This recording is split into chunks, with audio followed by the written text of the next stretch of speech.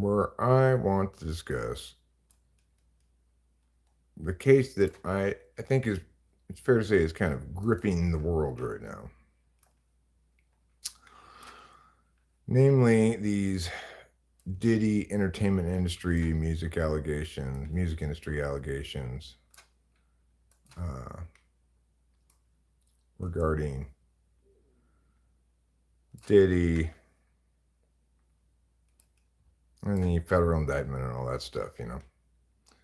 It's been, I've been kind of obsessing about it. And I think the reason one might obsess about something like this is perfectly understandable. Um, it's it's very salacious in its details, but more importantly than that, because I'm not necessarily going to read about uh, some horrible crime committed against people of this, the kind of crime that are talked about in this indictment anyway. Hi, Rachel. How's it going? Um,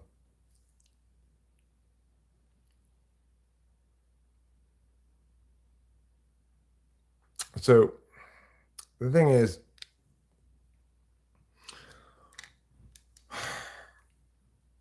the reason why everybody's so obsessed with this case, and the reason why I'm so obsessed with this case, is because it's pretty clear. Granted, these are all allegations. We can't determine that um, for sure that the person indicted Diddy is guilty of all the things he's been indicted of. The me percent, I'm not your grandfather, and I've never heard of this internet you're talking about.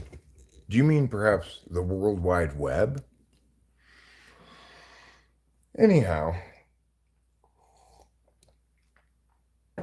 so the reason why it's so appealing to people is because it's inherently appealing to see some ultra entitled sociopath fuck get their comeuppance, be held accountable finally. He's he's enjoyed such a privileged life of wealth and fame and just satisfying his appetites continually. Yeah, well, people do love salaciousness, but I don't think it's the salaciousness itself that makes it such an appealing case. I suspect that it's more that it's kind of like justice porn,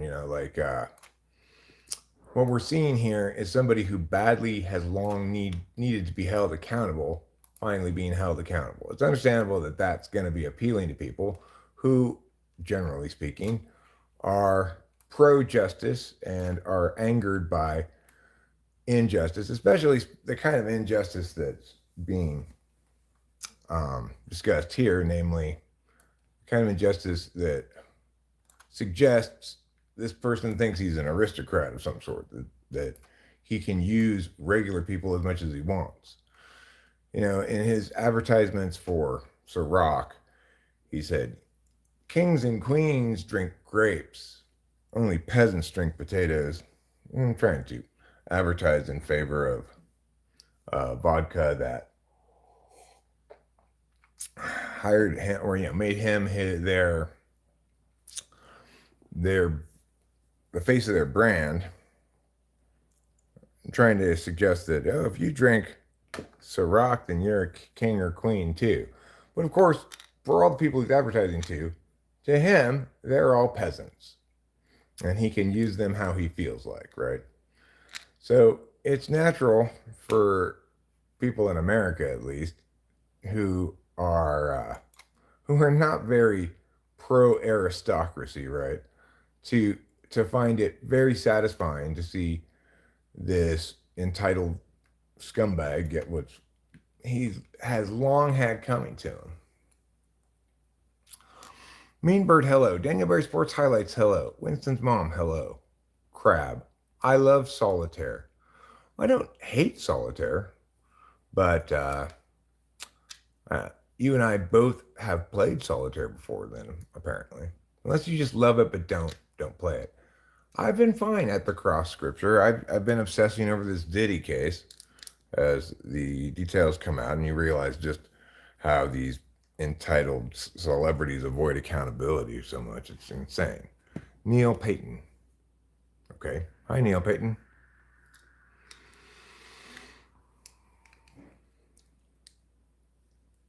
Okay. You play it. Yeah. When I was a kid, we used to play double solitaire with my grandma and other relatives. You could play with 3, 4 people, whatever. If you never played multiple person solitaire, it's more fun than single person solitaire, and you can gamble. Like we used to do like a nickel a point or a penny a point or something like that. Even my grandma and her brothers and sisters would play at those stakes. Although my grandmother did like to gamble in Vegas. And Laughlin. So,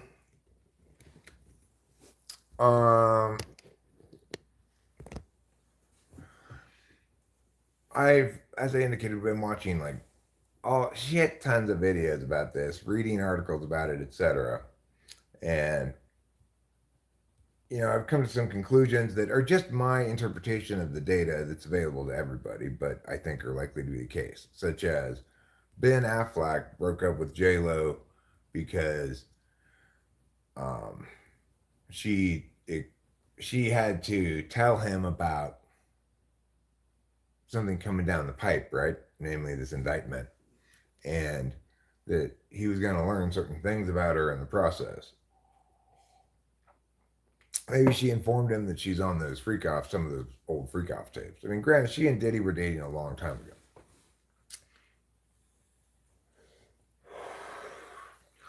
But maybe she confessed to Ben Affleck that, in fact, she had given the gun to Diddy, which is something that has been alleged in a lawsuit filed by I think it's in a lawsuit filed by Lil Rod. Hi G, yo. So we're discussing the fascinating case of Diddy and Hollywood celebrities who are whose evil deeds are coming out. So I believe, again, this is my interpretation of the data, that Ashton Kutcher additionally killed a woman. Um,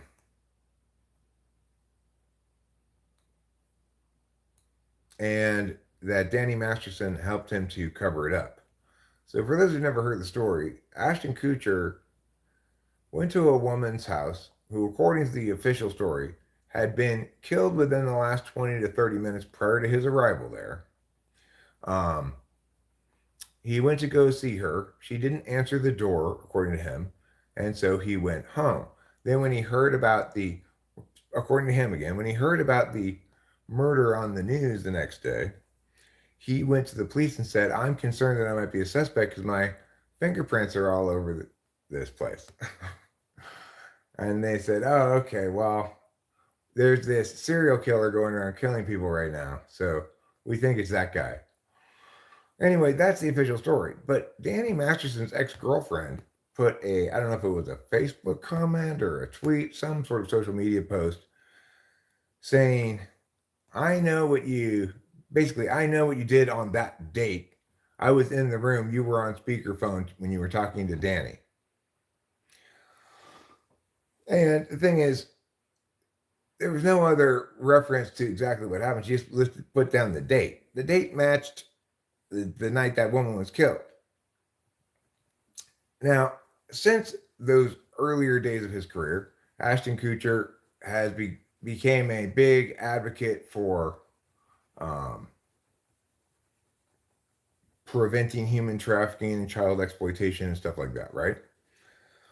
But to me now, in light of all this information I'm learning, it just plays as either like argumentational defense. Like, if I were really like that, why would I be fighting so hard against exploitation? And if in fact he were so opposed to exploitation, why did he speak up in support of Danny Masterson. Now, he and Mila Kunis are not complete morons. They must have known that that nobody would. It couldn't be that entirely tone deaf as to think that would play well, right? Nor do I believe that their personal loyalty to this guy, whom almost anybody would cut ties with somebody who'd just been convicted of the kind of horrible crimes that he'd been convicted of, right? They claim that his family asked them to write a letter in support of him, which they did. Well, here's what I think. I think Danny Masterson said, if you don't write a letter in support of me, I'm going to come clean about how you killed that woman years ago. That's just my speculation. But I think not an unreasonable speculation given all the stuff that's come out. Now, one thing that's worth noting is there are plenty of crimes that may come to light in the federal prosecution of the RICO statute indictments, basically sex trafficking and whatever, that they may end up admitting to evidence any number of possible instances of video evidence. It's going to be difficult for, I read an article of this, for Diddy to claim that, well, in the contemporary milieu, we can fake videos effectively with AI, but it's going to be very difficult for him to claim that, provided the prosecution, number one, has multiple instances of it, and number two, that some of them are still on some kind of, if any of them are still on some kind of physical medium, right? Like back in the day when Diddy was doing this stuff, we were still in the era of smartphones that could only, not even smartphones yet, or then the first generations of smartphones, which would have little tiny, super pixelated pictures and stuff, So, for at least some period of time, provided if they can uncover evidence like that, like multiple pieces of video evidence that show crimes that other people committed against third parties in those videos,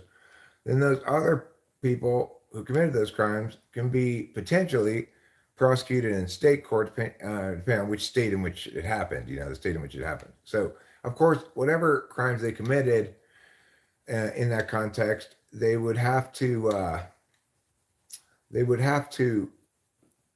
be the kind of crimes that aren't subject to the statute of limitations, a short statute of limitations, or not subject to statute of limitations at all. Like murder is not subject to statute of limitations at all. You can prosecute a murder anytime. But murder, it should be noted, is a state charge, right? There's never going to be any federal case against somebody for murder. That's not within the federal purview of legislation. The problem that Diddy has is that he crossed state lines many times. He was not, when doing these crimes, paying attention. He was not localized in one state. He had a jet. He flew all around. There's speculation that jet might be a crime scene. He's been trying to sell the jet for about a year or so. Basically, everybody became aware that this indictment was coming down the pike about a year ago. And Diddy's been trying to do basically pre-indictment work ever since Cassie's lawsuit was filed. Oity boity, no, I haven't been manipulated. I'm actually a professional debate coach. I'm extremely good at evaluating evidence and determining whether it's legitimate or not. I'm not Bruce Springsteen. Down the pipe, I don't know what you mean. But obviously, if you conclude that I've been manipulated based on what I've been saying, then you're just fucking an idiot. So that's fine. You can be as much of an idiot as you want. Chlong Vichai. Hello, everyone. Hello, Chlong Vichai.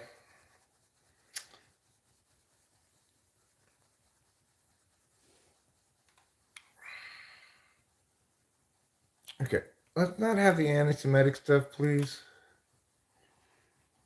Hello, everyone is no sage. Who's no sage? Everyone is no sage in here. I'm not a sage, but I'm correct. I'm not interested in being sagely and wise and saying ambiguous things that are purportedly like what do they call it?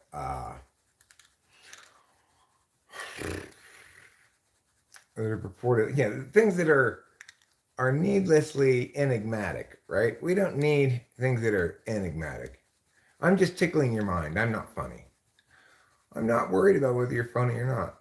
Nathan Gigi is not generally considered polite to ask people what their body count is. Not a time. I'm on my third marriage though, so make of that what you will. And Boydie, you're not so much tickling my mind as you are writing words in the chat, like everybody else. To the extent that I respond to them, I have engaged them intentionally. You can call me Rithy. Okay, Rithy. I'll call you that. I'll call you Rithy, and I will continue discussing this topic. So, at the moment, I've got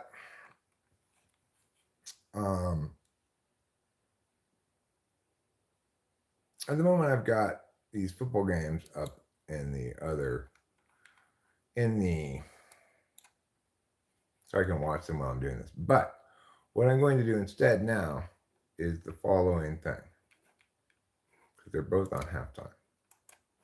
I'm going to go back over here, and then I want to pull up this short I made earlier that proves without any doubt whatsoever that Ashton Kutcher is lying. I want everybody to understand what a liar he is. Okay, so I'm going to show you this. Rachel's in the bedroom doing something. Maybe lying down. She's in the chat, I believe.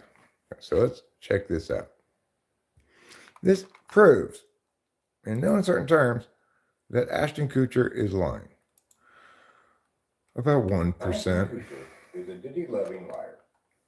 His statement reads, Ashton has no involvement in any of this. He doesn't belong in this conversation about Diddy. Ashton has only seen Diddy in a handful of social and business events, all of which have been documented by the media. Of Diddy, he says, we became fast friends and used to just hang out and watch football together. Did the media document those football games? No. So you are lying. Ashton Kutcher is a Diddy-loving liar. Yes, he is. His statement reads, Ashton has no involvement in any of this. He doesn't belong in this conversation about Diddy. Ashton has only seen Diddy in a handful of social and business events, all of which have been documented by the media. Of Diddy, he says, we became fast friends and used to just hang out and watch football together. Did the media document those football games? No. So you are lying. That's not guilt by association. That's proof that he lied about that specific thing, right? I'm not saying Ashton Kutcher is guilty of anything other than lying. That he is lying, there's no doubt, right? Why would you lie about your relationship with Diddy? Is it because you're worried about your reputation? Well, then you should be worried about your reputation for lying, because you have two statements that directly contradict each other in an exclusive fashion.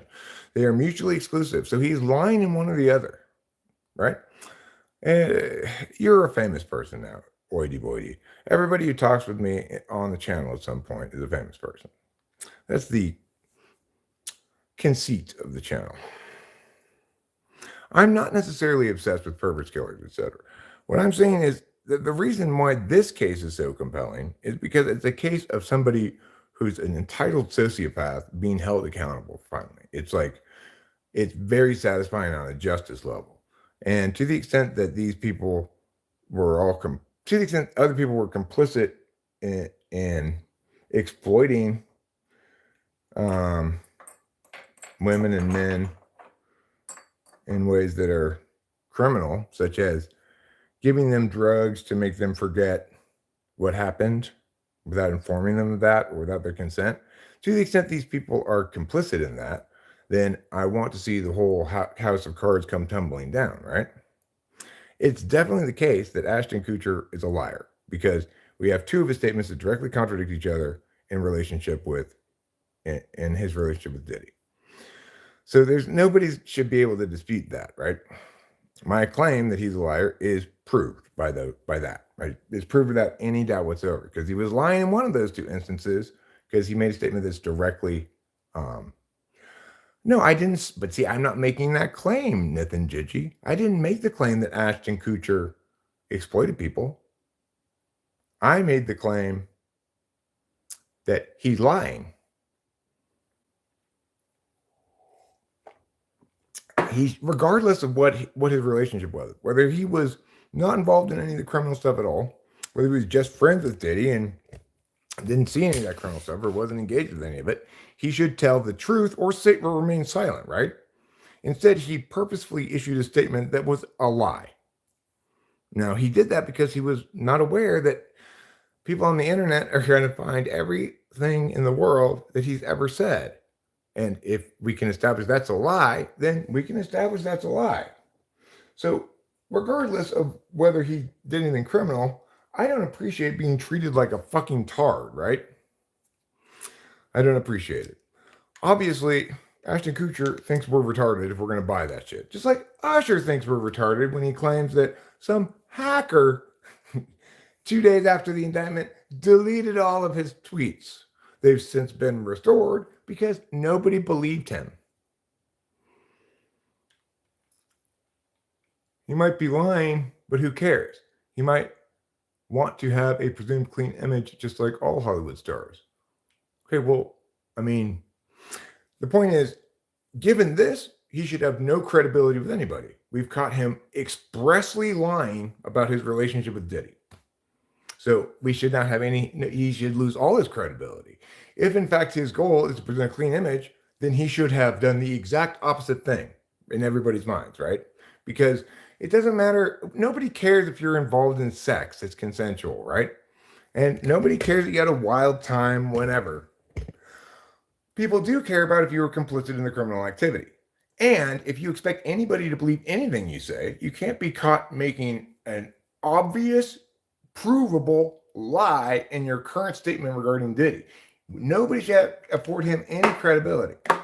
The other thing I say about Ashton Kutcher is it seems to me, this is speculation, but it's speculation predicated on some relatively stout reasoning, okay?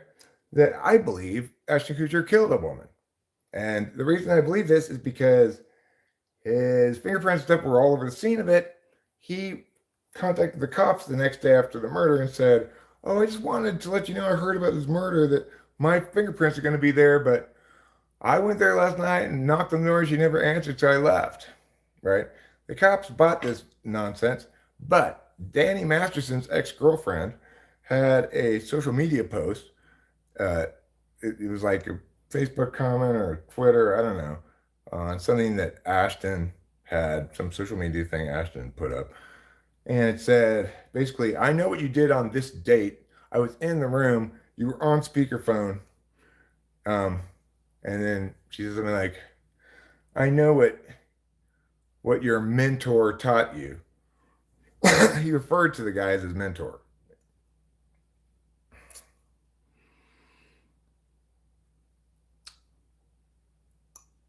Yeah, he was defending Danny Masterson too. He and Mila Kunis wrote a letter to the judge to defend Danny Masterson and ask for leniency. The reason they did that is because I don't think they believe that would be made public. Yeah, Scientology is linked to this stuff. I agree. It absolutely is. I watched a video by an ex-Scientologist who said this mechanism of filming people and using it as comprat, as they call it, which is compromising intelligence, I think stands for. Something like that. Masterson was a Scientologist. Kutcher technically isn't, but is supposedly surrounded by nothing but Scientologists. And I don't know about Mila Kunis. But, I mean, Ashton Kutcher, I don't know if he's a typically arrogant actor or not, but he certainly is somebody who is very wealthy. He's been very successful in his investments and stuff like that.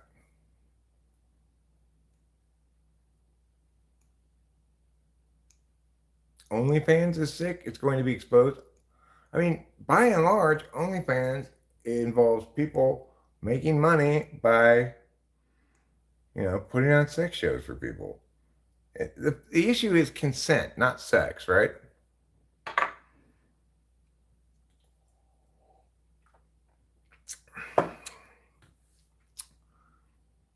Yeah, compromising materials.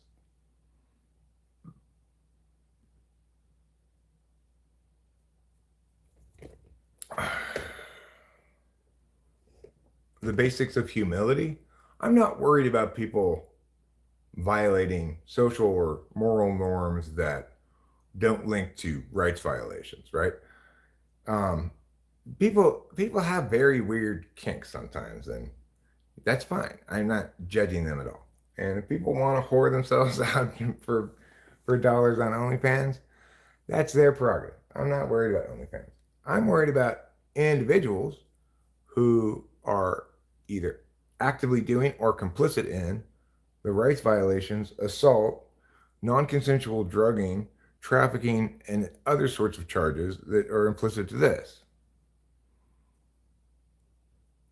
Have you ever wondered how many hairs you can pull out of your ball sack before it bleeds? I don't think no matter how many hairs I pull out of my ball sack that would start bleeding.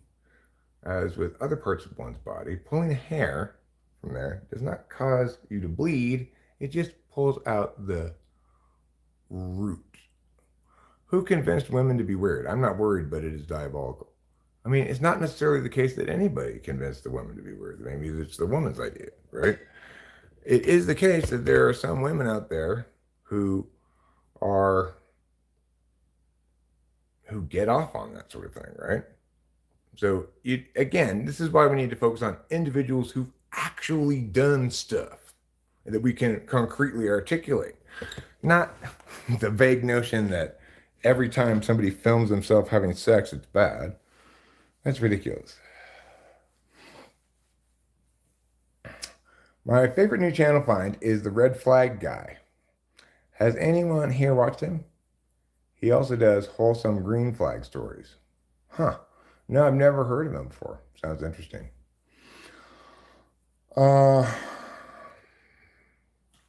So, I mean, obviously, the reason prostitution is illegal is not so much because it's never the case that it should be okay for a woman to, or a man to be a sex worker, right? It's because it links so strongly and in almost every instance with exploitation of young women or men. I mean, increasingly I realize, oh,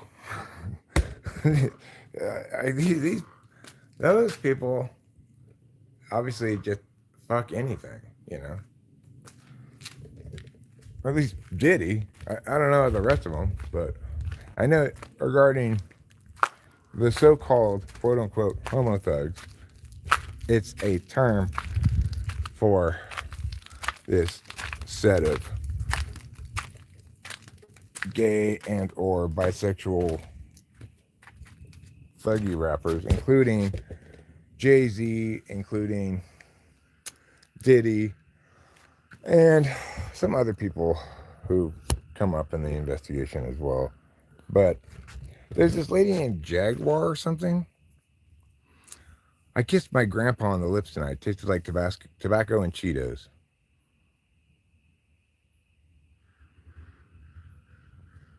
I use YouTube for like tutorials or just listening to music, etc. Big dog rappers. Well, the East Coast ones, apparently, basically. There's been a lot of speculation from a lot of people for, I think, reasonably good cause that Diddy may have been involved in the death of Tupac, allegedly. I don't feel there's enough there to prove it, but I have no access to anything other than evidence that's been released. Can you tell us about the daily life of your average LGBT YouTuber? I have no idea. I'm not an LGBT YouTuber. I'm sure it's the same as everybody else's daily life.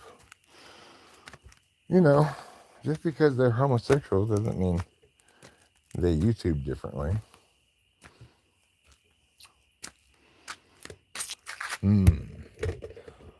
I think I'll get a couple more branches. I'm working on harvesting the Gorilla Glue #4 right now. A little bit at a time here. Taking my time. The need to stop the whole narrative of like wealth making people weird. These dudes were already weirdos. Yeah, I don't think the wealth made them weird. And I'm not interested in that. That's not my narrative is not remotely related to how or why did these people become that way. I don't give a fuck. I don't care why he became a fucking horrible scumbag criminal. I just want to see you go down, along with anyone else who was complicit in it.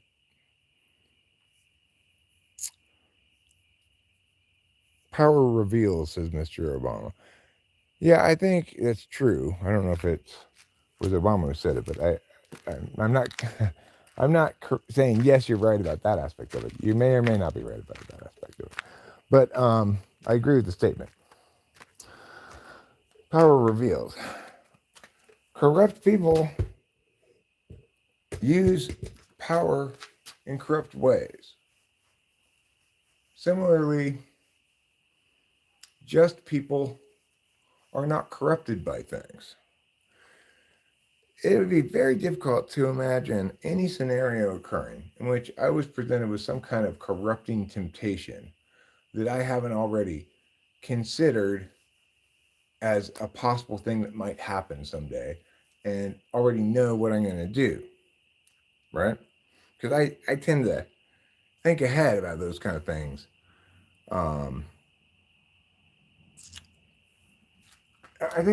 I don't think power corrupts. It's not the case that everybody in Hollywood or in government is corrupt. I think that people who are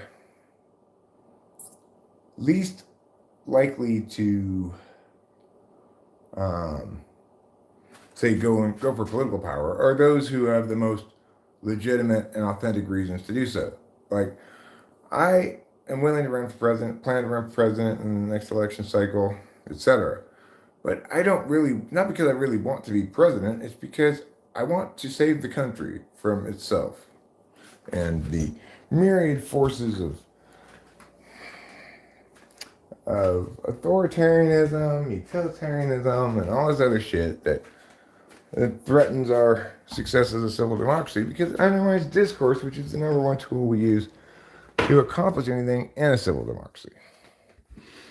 Big Mike, you don't have to believe in it. I don't have to believe in what?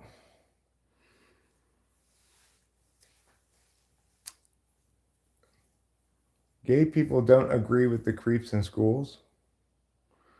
Who said anything about that? Nobody said anything about that. I have no idea what you're talking about. I think that it's most likely for somebody who's got ulterior motives of some sort to pursue power, particularly, not necessarily money or fame. But it's also the case that if you get fame too young and you're still in a kind of a formative period, that you might not have sufficient perspective to really know what you should do in circumstances where authority figures or whatever are telling you to do something bad. So it's like, I don't blame Usher for sending himself to puff flavor camp. I blame Diddy and Usher's parents, right? I do blame Usher for introducing Justin Bieber to Diddy. Who drew that little girl in red dress photo? Oh, that's not a little girl. This is my mom. She's behind her desk as a teacher. It says freshman prep, San Marino High School, James Trust. It's not a drawing either. It's tiles. Some friends of hers from San Marino High School made this.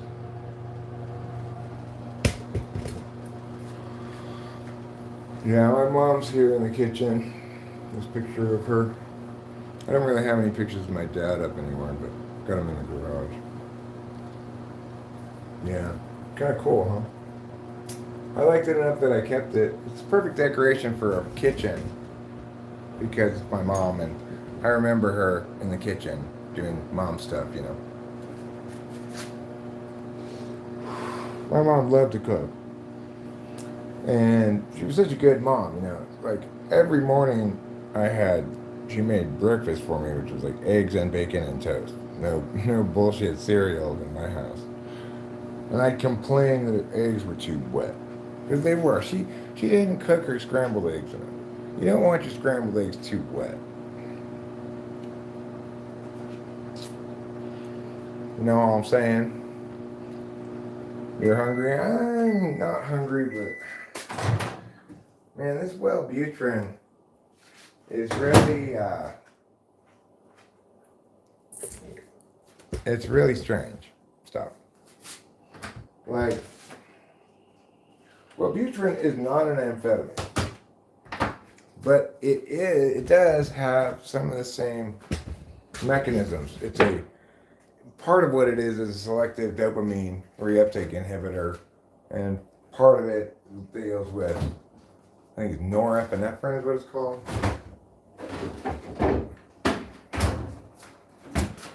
But the thing is,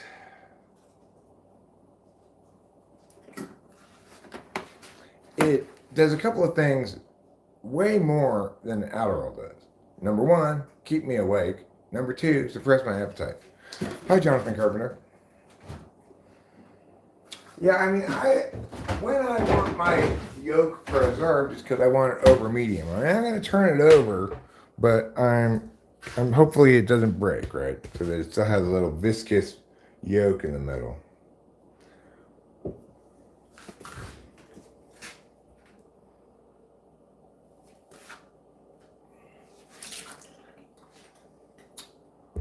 So it's my hope as well that Jay-Z join his fellow no-goodniks in being subjected to a lot of scrutiny. Go ahead, ask me something. You know, this lady Jaguar, I'm not sure what her exact full story is. I think she used to be in the music industry or something, has been screaming about this shit for years or whatever. She says Jay-Z's just as bad. Yeah, Jay-Z's music sucks, that's true. I've always known that. So does Diddy's. Okay. That's fine.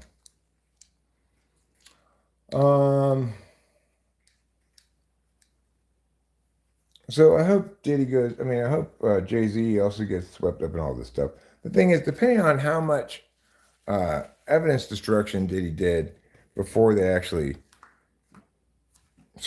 executed a search warrant on his mansions, is going to depend on what charges might additionally be filed.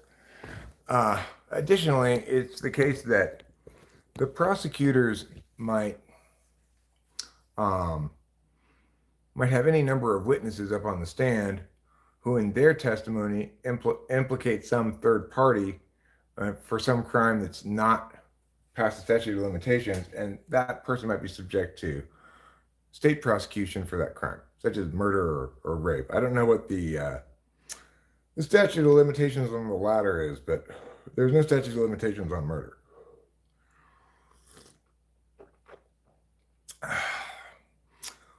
Well, Simon Travel, if you're still a kid, and it's very obvious that you are, then the rest of you should grow proportionally along with your knee.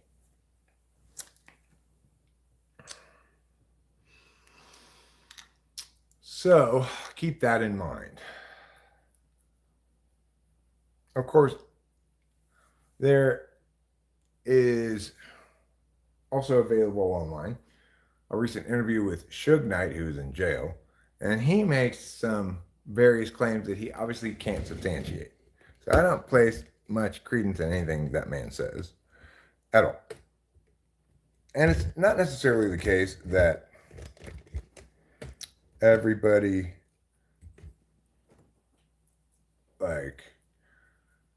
everybody who's fighting against Diddy is entirely innocent themselves of all things.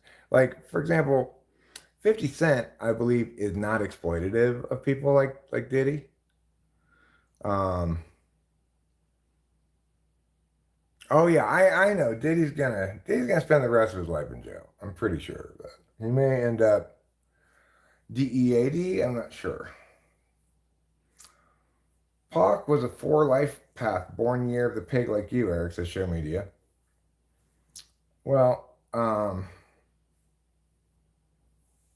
fortunately, I don't have Diddy as an enemy, so. And nowadays, he's not likely to pull any shit anymore, you know. But I believe the claims that he had something to do with Tupac's murder. Not because I've seen evidence convincing me of that. I don't believe it enough that I'd vote him guilty of that in a trial, right?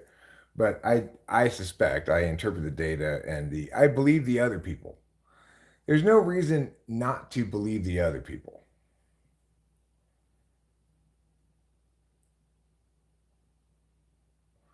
Um, the other thing to note is this, that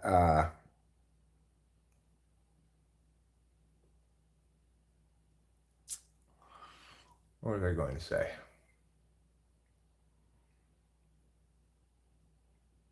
Oh, so there's this claim made in one of the many lawsuits that have been filed that I think it was Cassie, but it could have been a different woman, that Usher and some other people, this particular music executive at Interscope, were sitting at the table one time when Puffy, in public, punched her in the stomach, causing her to double over in pain. And somebody named Miss Clark, who was also there, escorted her outside, and nobody did anything about her, said anything. Like, he just. So those, like, it's impossible to claim that Interscope Records didn't know what was going on. They're subject to suit. Yeah, well, I'm aware that provided he gets convicted and put into prison, that he's going to be subject to a specific kind of treatment there. But in the meantime, he's actually not in prison. He's in jail, which is the difference between prison and jail. Jail is where you are before you get convicted. Prison is where you are after you get convicted.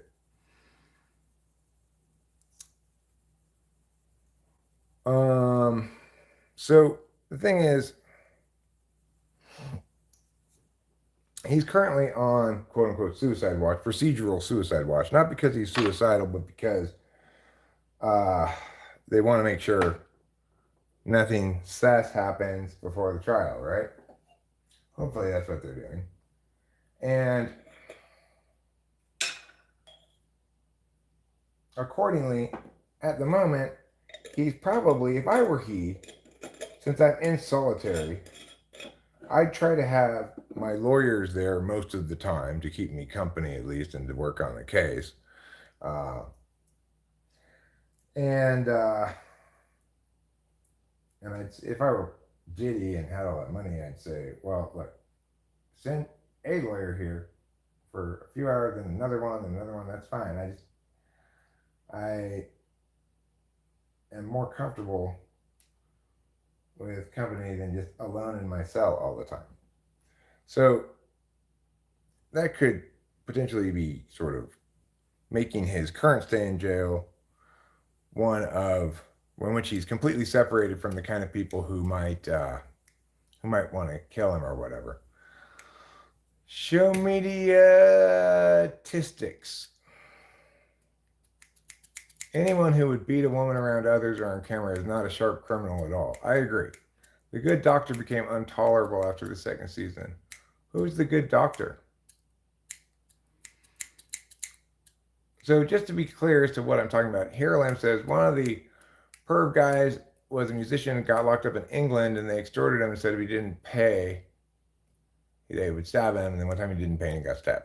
Yeah, I watched another video from somebody who has experience in prison, who makes videos basically about what prison's like. Can I send you a picture? Jonathan Carpenter. That's what you're asking me. No. I've already answered this question.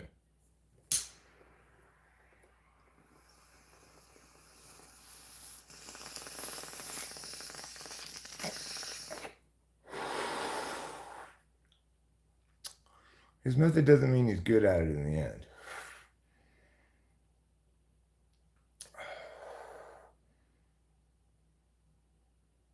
You think he's a sharp maniac in terms of how he tries to operate, not whether or not he's good at it. Okay, so you're not saying he's especially bright. You're just saying he uses a lot of intimidation, maybe? I don't know.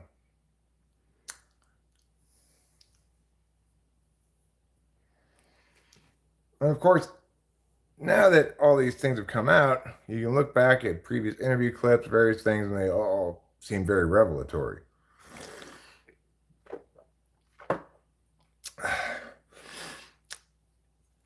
Back again. Mason Anime, I think it's you. I think you're back again. Guess who's back? Guess who's back? Guess who's back? That's your prerogative to not be here for any reason you don't want to be here.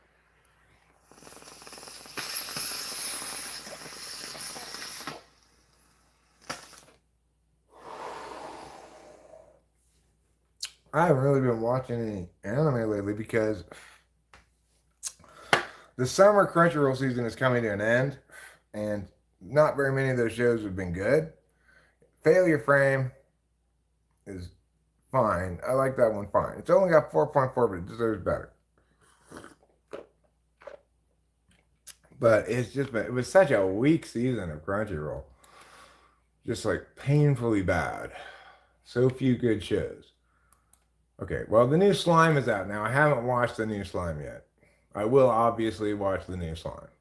It came out at 8:30 this morning. That's about when I went to bed, a little before that. So I haven't checked it yet. So, okay, I do have one good cartoon to watch. And the new ones haven't started yet. The fall season looks promising, though. I will say that. It looks promising. For example, let me find the new thing. Where is it? Crunchyroll news. Where's that? Do I have a new Tower of God yet? No.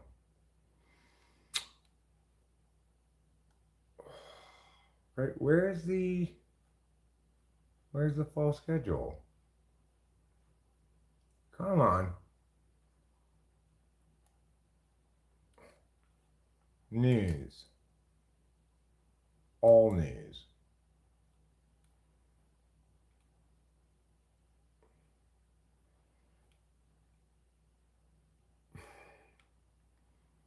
Why can I not find the thing about,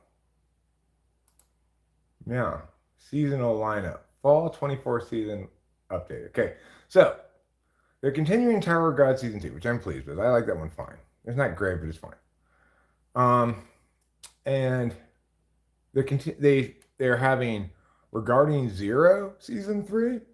I'll definitely watch that. Blue Lock season 2. I'm super excited about that one. Fantastic. I probably won't watch Dragon Ball Daima or Dan to Dan, but I might watch Dan to Dan. Who knows? It's good. I'll give it a shot. I'll give it a half an episode or so.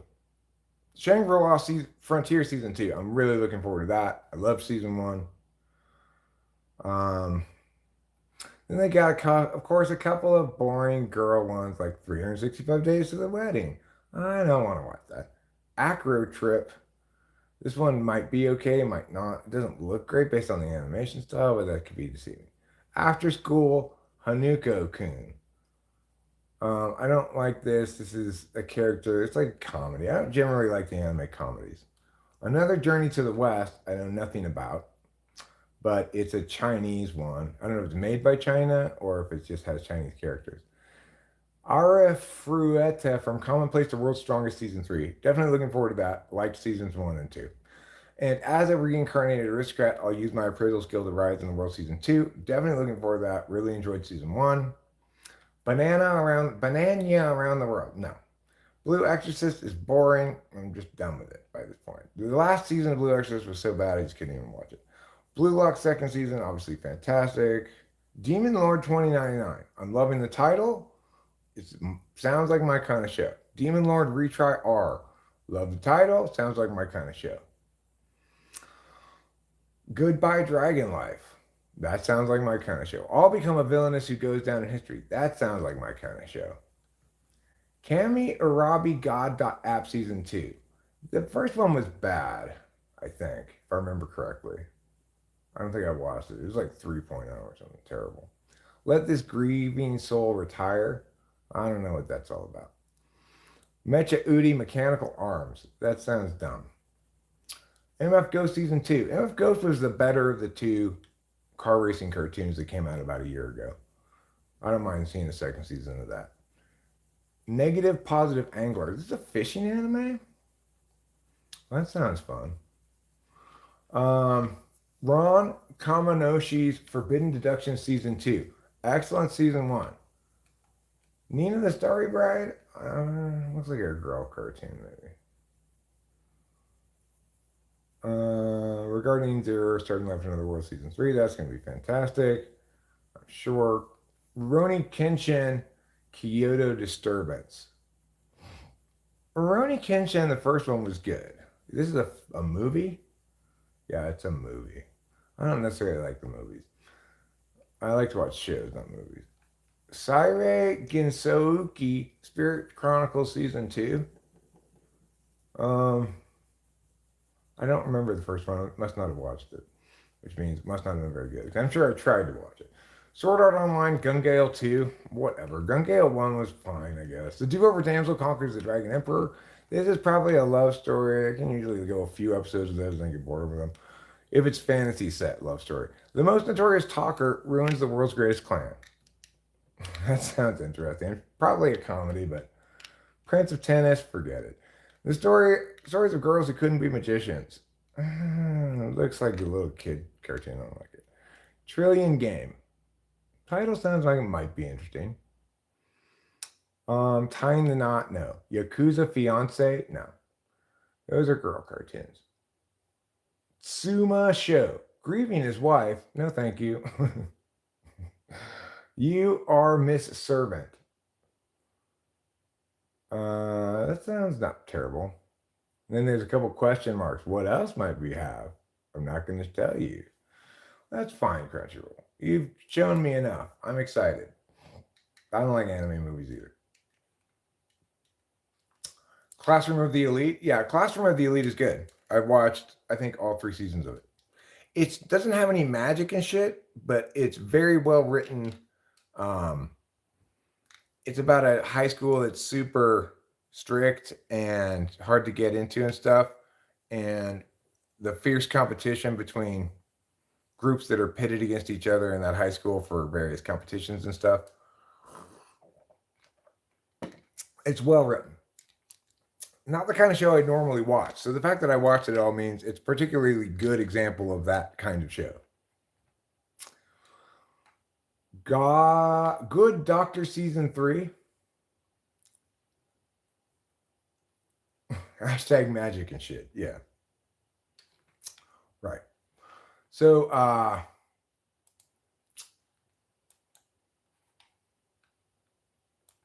if you've ever watched that, it was on Netflix. It's called, what's it called? It's about a guy. I don't know. There's like a headless, there's sleigh baggie in it. You know what sleigh baggies are? If you don't know what sleigh baggies are, obviously you haven't been watching enough now.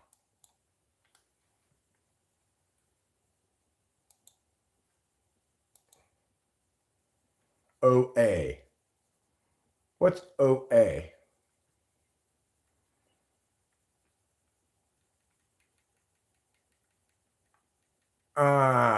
It's called like, it had the word DU in it or something. I think it's also on Crunchyroll, actually. It's an anime, yeah. What's it called? Jew?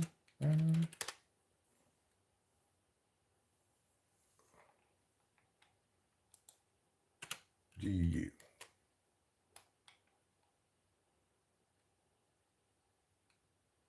I'm not looking for Dove. Gura? Something like that. Do-ra-ra. Do-ra-ra-ra. Do-ra-ra-ra.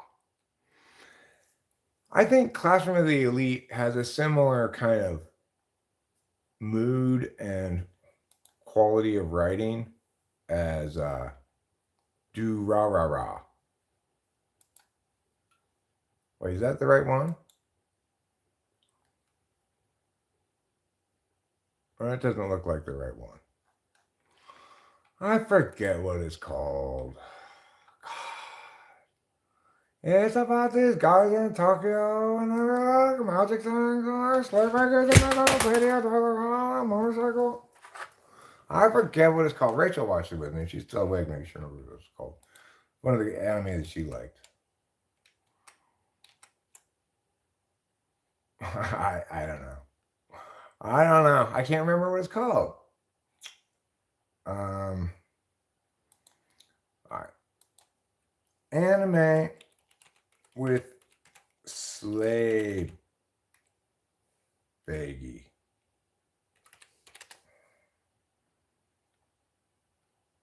Yeah, that's one. That's not the. This one also has a slave baggy. On a motorcycle. On a motorcycle. No, it's not the Ancient Magus' Bride. I know the slave baggy is the main character in that one, but it's not the main character in the one I'm talking about. And he rides a motorcycle. She rides a motorcycle.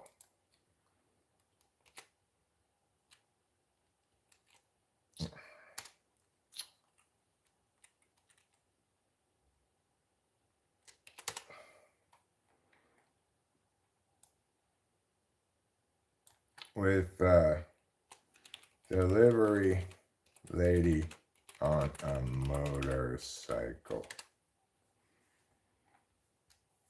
No, not Kiki's Delivery Service. God. Get it right. Anime series that was on Netflix that includes a delivery lady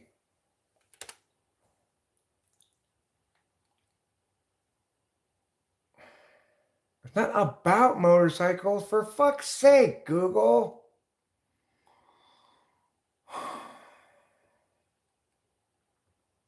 No, it wasn't an Otome cartoon. It wasn't Otome.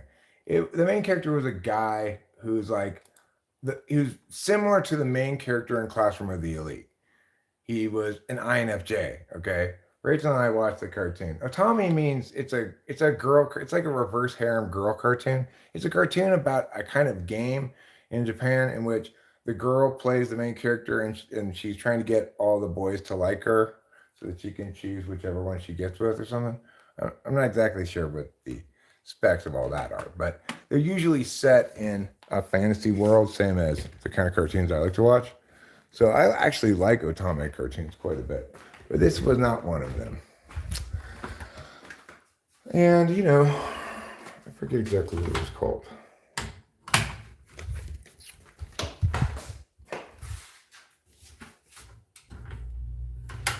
Let's get a little air conditioning on. It's a little bit hot in here. No. It was called like Dura or something like that. Let me look at it. Let me see if I find complete list of animes on Netflix.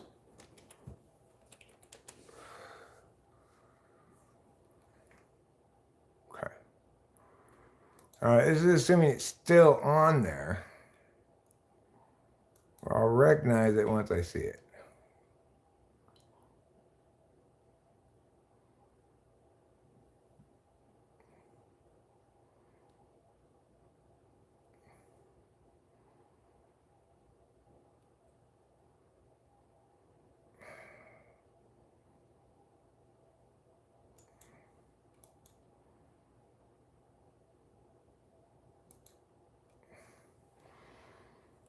Okay.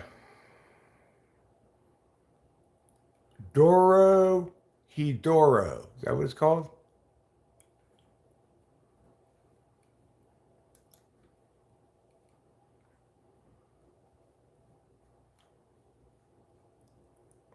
Where's the... I'm not sure if that's it or not.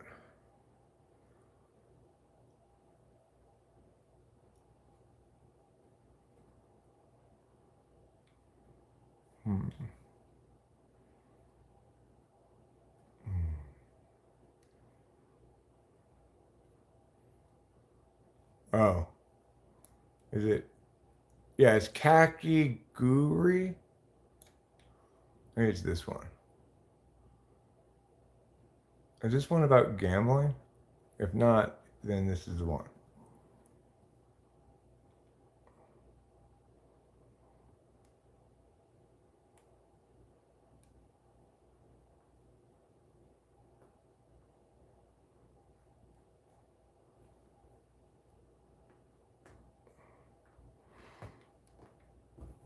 Oh, that's the gambling one. That's not it. No. That's the gambling one. This is so hard to find. Why am I having so much trouble finding this fucking thing?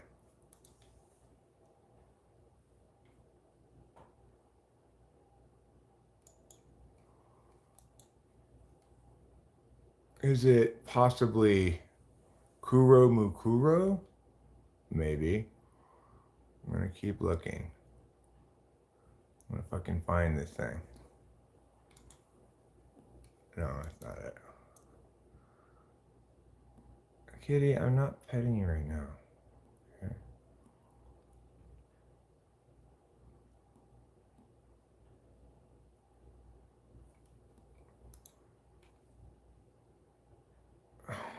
No, that's not it either. For fuck's sake. It's fucking ridiculous. I cannot find this thing. Rachel and I watched it. We liked it. It was well written. It's super frustrating that I can't find it.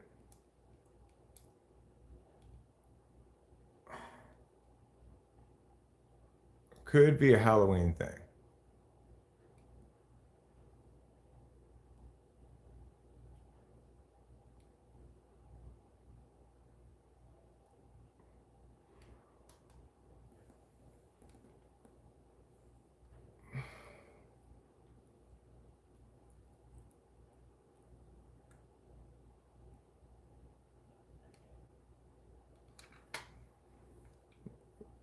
Oh, that's fine, man. Mason Anime. Are you really Japanese? If so, I'm impressed. I'm impressed by the fact that you're Japanese. It's that easy to impress me. Why? I guess because I don't know any Japanese people. Except for Shohei Ohtani. I mean, I know of lots of Japanese people, but I don't know any personally who actually are Japanese people. You know, Japan's a little bit insular in its culture, right? Like, Japanese don't really necessarily think they need a lot of non-Japanese stuff in the world. It's like, in their life, I mean.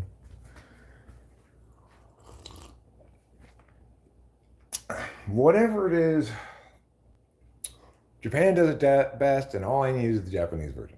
I think a lot of Japanese people are kind of like that, which is fine. I find Japan's ethnocentricity not offensive. Why?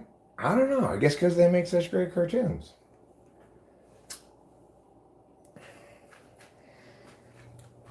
You know, like, whenever anybody goes over to Japan to visit, they come back to America and they're like, Oh my God. I've never seen any place so clean and safe.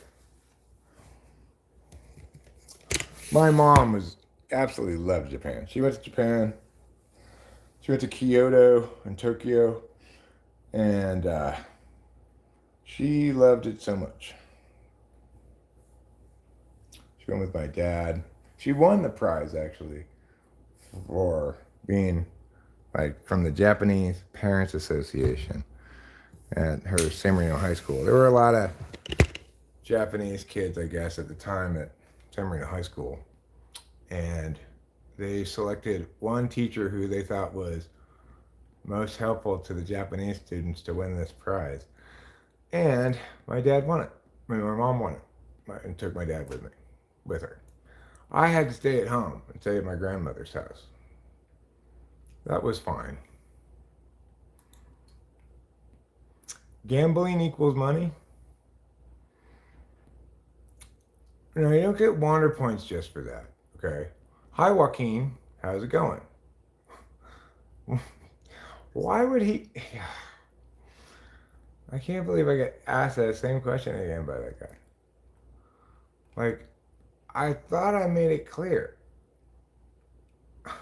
that I'm not interested in sending you pictures, quote unquote. When he first asked me, I was like, well, what could you possibly need pictures of me for? There's infinite pictures of me on the internet. It's like, no, not that kind of picture. I'm like, what? No, obviously I'm not going to send you naked pictures of myself. Why would I consider doing that?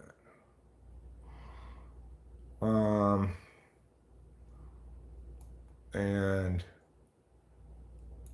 that was fine. Now I get it. People take a shot, and you know sometimes it doesn't work out. But it's the first time that was the first time I'd ever been hit on, quote unquote, by a male. But maybe I have in the past and didn't notice it or something. I don't know. I'm not very good at noticing when people are being suggestive or flirtatious. Did I just turn into an FBI agent or something? No, I did not turn into an FBI agent.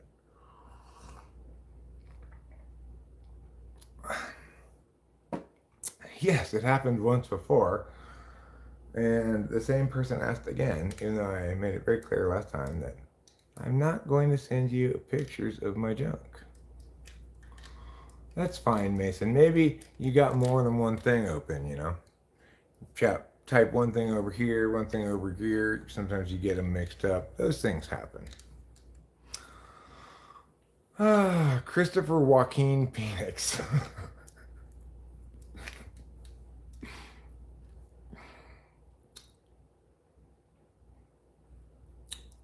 Penix. You know, Michael Penix was Washington's quarterback last year and is presumably in the NFL now. Although I don't remember what team he got drafted for. I don't believe he's starting.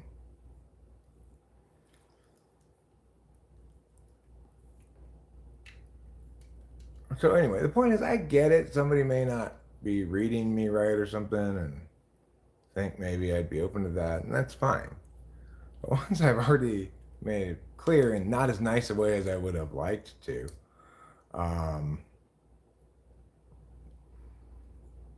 I wouldn't expect it to happen again. Don't remind me, Mr. Chappie. Tips hats.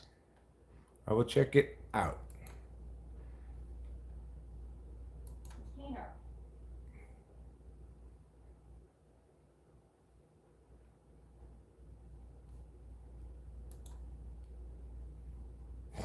The dangers of charging your phone overnight. How ridiculous.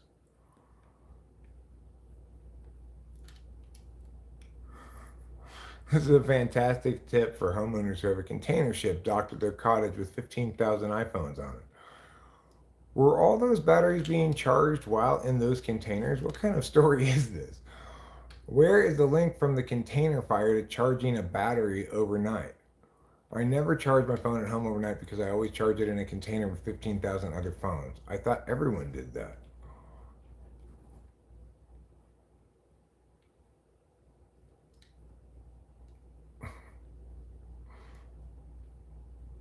What a mess of a story. It is not mentioned that there is one incident of a home cell phone fire due to a cell phone battery.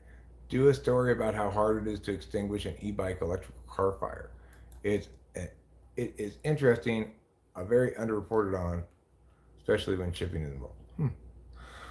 Well, I don't know about that. Don't charge your phone overnight shit. I just know that I'm going to continue to do so because fuck off, nanny scolders. Fuck off, nanny scolders. Fuck off your nanny ways. And Gemini, can you stop being so nannyish? Do you like Costco glizzies? I don't. I mean, it's not a matter of whether I believe in it or not. Some people do get surgery and say, I would like to be identified going forward as this gender.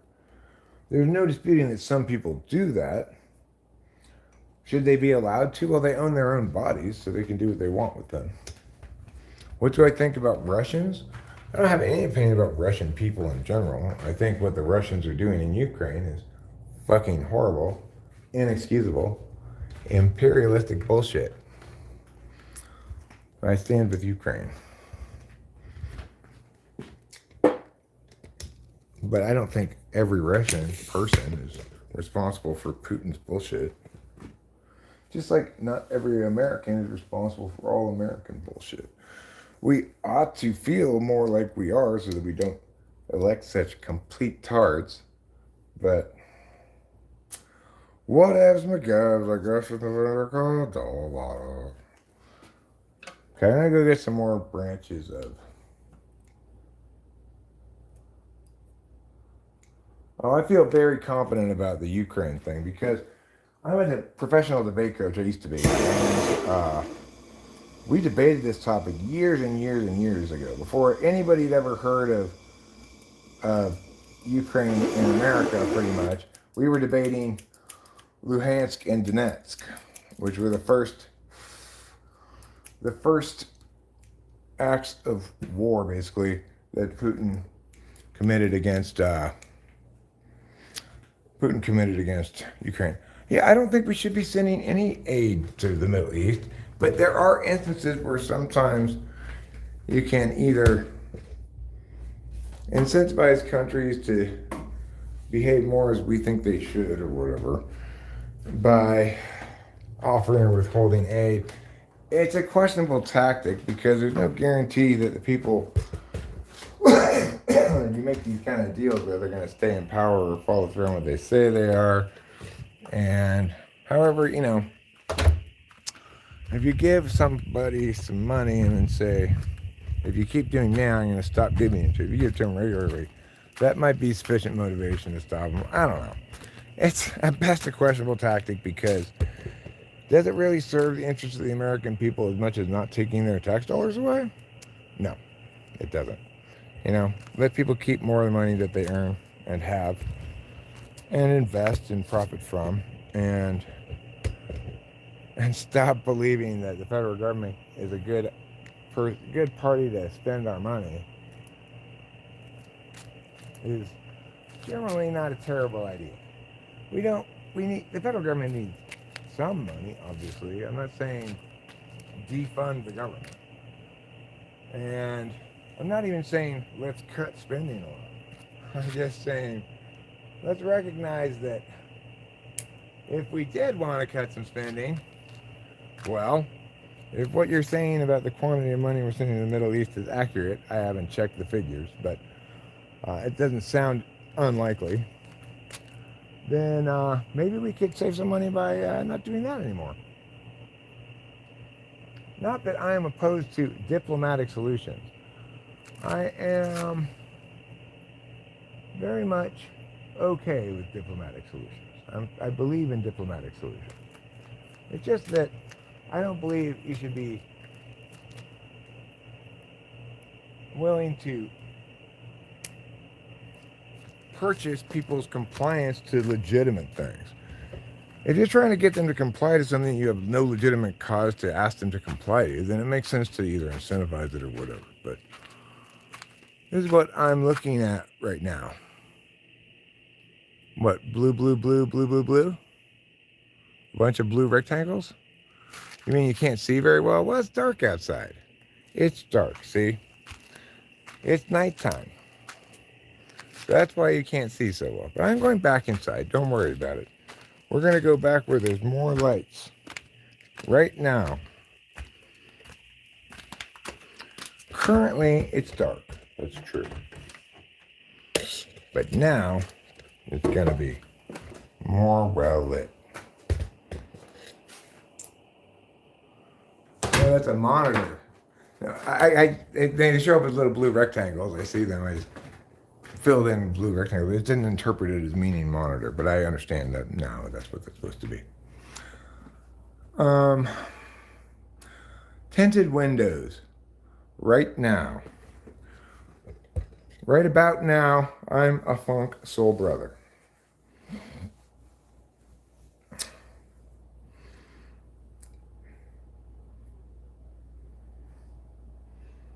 El Chapo. Oh, no, senor. You do not want to run afoul of El Chapo.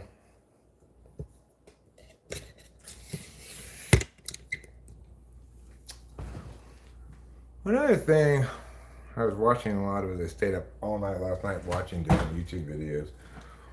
Was some analysis by this person who basically makes a bunch of videos that says whether or not this rapper, that rapper has fallen off, quote unquote. So, like, Lil Pump has fallen off. Smoke Perp has way fallen off. But Lil Yachty?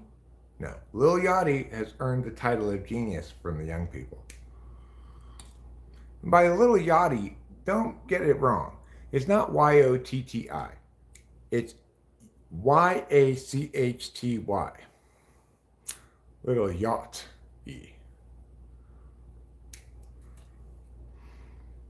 Like the boat. So, Ovs McGovs.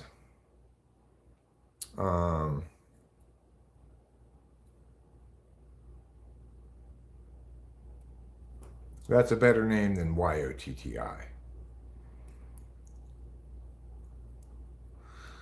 Unlike Lil Pump and Smoke Perp and some other ones like Tekashi 69, they went all in on the whole lifestyle thing. And of course, it doesn't age very well. If you're a teenager, 16, 17-year-old kid and Lil Pump, and you're making a bunch of drug addicts in here, it's kind of fun and age appropriate. As you get a little older, it doesn't work so well, right? The young rebel thing. Some of the analysis this person included in their video as well. I agree with them, but so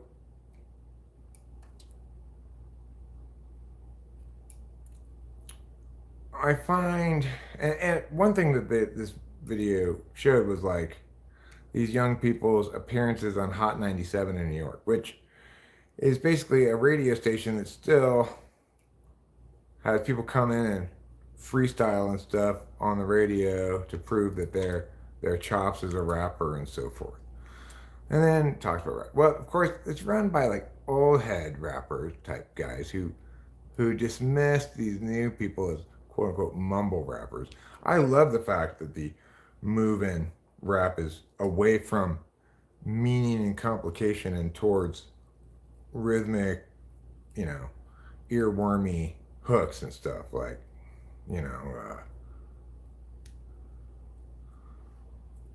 it's me, I'm him, the Gen Z Eminem. It sounds like more like cheer rapping, right? I think that that's definitely the right choice aesthetically. I find complicated rap, including my own, very cringe, by and large. I don't need to hear of your acrobatic rapping skills any more than I need to hear somebody like Yngwie Malmsteen play a guitar solo very fast. Nobody wants to listen to that shit. Meow meow rap, mumble rap. You don't dare show me a certain number of monitors and not verify or not whether that is your true monitor situation. I think perhaps Mason is saying he's got multiple things going on concurrently. He's got one monitor watching the Japanese news. He's checking for any Godzillas or other kaiju, big monsters.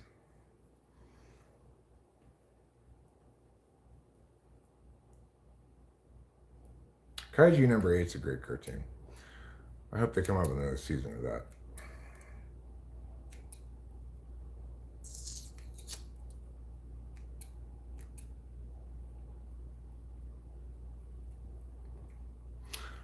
Basically, if you want to ask anybody in the world about anime, I'm the best person in the world to ask about it. I'm continually keeping up to date with whatever's coming out, whatever's just recently come out, etc.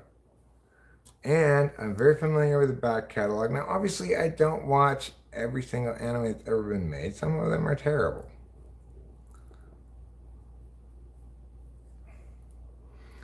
But I cannot conceive of a better person than me to ask about anime. There aren't very many people in the world, if any, who are more informed and up to date about the medium than I.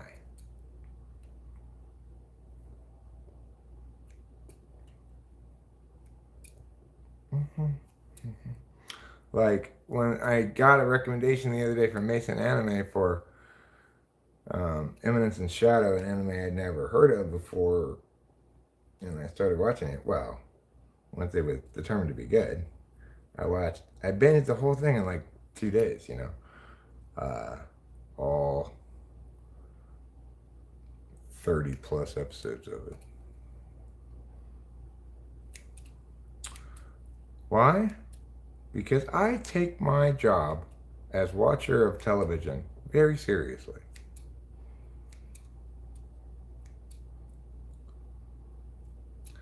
Not anybody can be a serious, proper television watcher like me. It takes a steady hand and lots of meow. Okay, these ones are done enough. I don't need to super trim this stuff. It's already not super dense because it's Gorilla Glue. It is incredibly sticky. It's not any mystery about why it's called Gorilla Glue.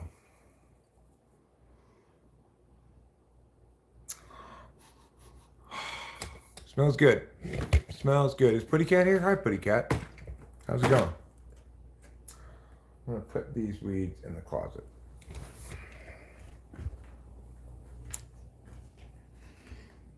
Eric, what if I told you I may or may not be a Malmsteen stan?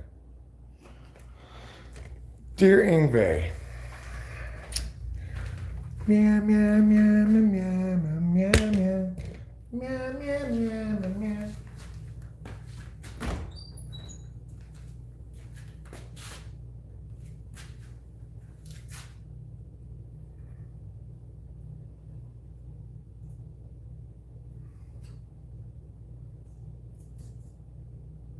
All right, good. I've got those ones put in there. We're making good progress. Note, I've still left all of the main, I haven't gotten to any of the main branches yet. So it's got quite a bit of Jive Turkey Capri Sun. I agree. Jive turkeys for everyone. I need to put a belt on because my pants keep falling down. Maybe I could find some other way to hold them up.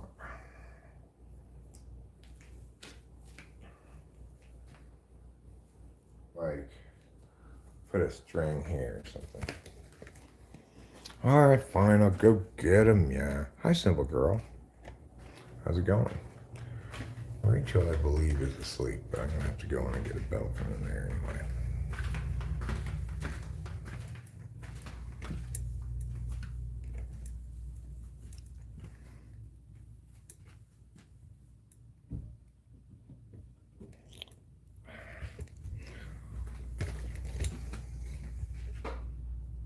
Oh, she's not even down here. She must be upstairs. Okay. That's cool. So now I can not have to worry about bothering her.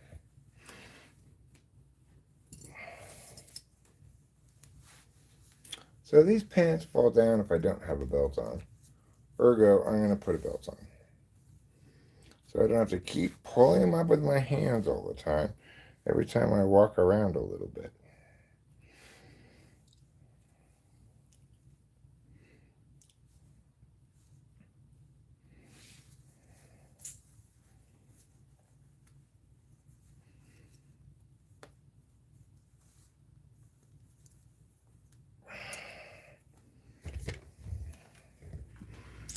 Okay.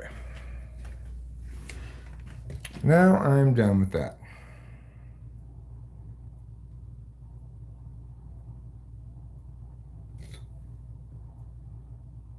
He may or may not be starting an opera cape lection.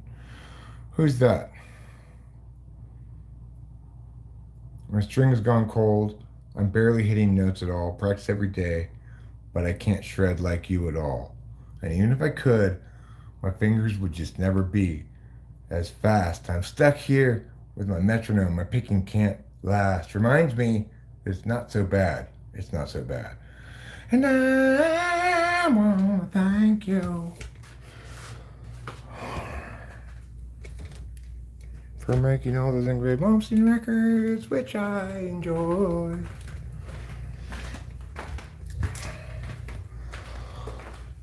Well, it's like that one guy. How about them Detroit Tigers? I believe they have a chance of making the playoffs, but they haven't quite clinched it, or unless they have now. I know the lyrics by heart. For what? Stan? No, I don't know the talking part. Dear Stan. Meow, meow, meow, meow, meow. No, I didn't read the letter that the Athletics owner wrote to the fans. What does it say? Fuck off, we outie? That would make the most sense. It's not over for Washington yet, but we're down by 10 points now, early in the fourth quarter, since Rutgers just scored a touchdown.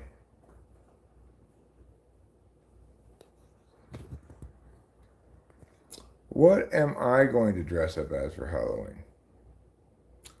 I think Diddy's going to be a popular costume this year.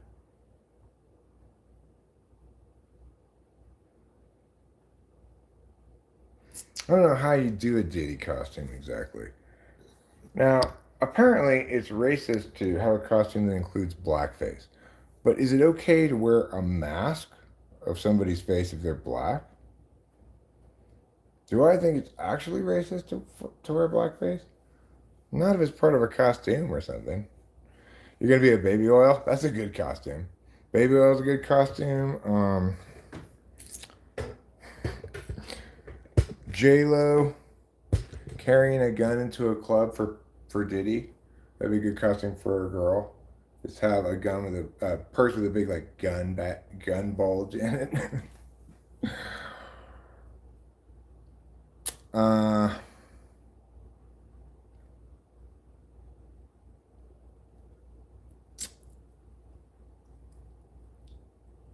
I could dress up as Ashton Kutcher and just be hiding the whole time.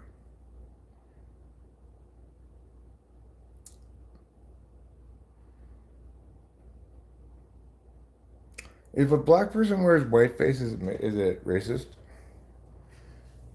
No. I also don't think it's necessarily racist that for white people who wear blackface, but other people do think it's racist. But if I'm dressing up as a black person for Halloween, then, and I mean, there are other things in a costume besides the color of your skin. But if I were going to bother with all that, I'd probably do my hands too, and any other visible parts of me. But I don't like putting on makeup, so if you put on makeup, then you have to take off makeup. I don't decorate really, so simple girl. My home is a hodgepodge of stuff. Michael Phelps is going as Ruben for Halloween, actually. Ruben's going as Michael Jackson. You know who's really, really, really strange is Corey Feldman and his band. I watched a review of his recent double album that he released. And the thing is, what makes it so terrible is that he's trying to stay relevant the whole time. So he'll have like EDM beats or whatever. Basically, like you can tell he hears some song, he thinks it's good, and he kind of like imitates the melody a little bit.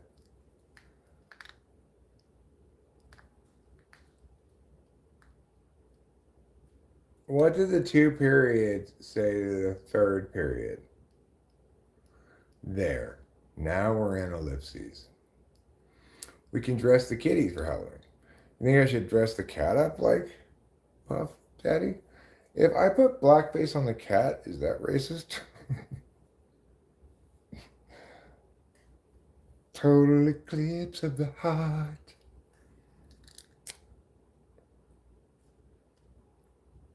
I'm not going to be strawberry shortcake for Halloween, no. But I might be, let's see.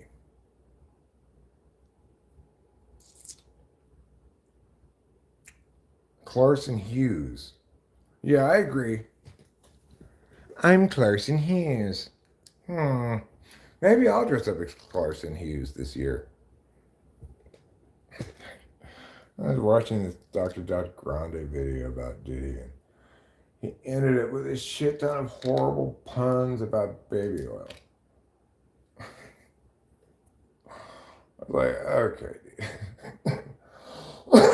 you need to get that this isn't the time to make those at all. Rachel stuns Eric. How did she stun me?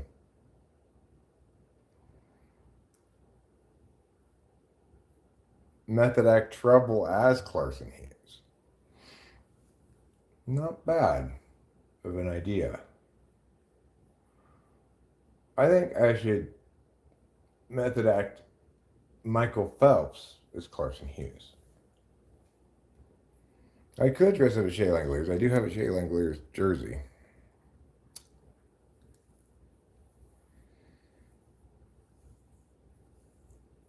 Right.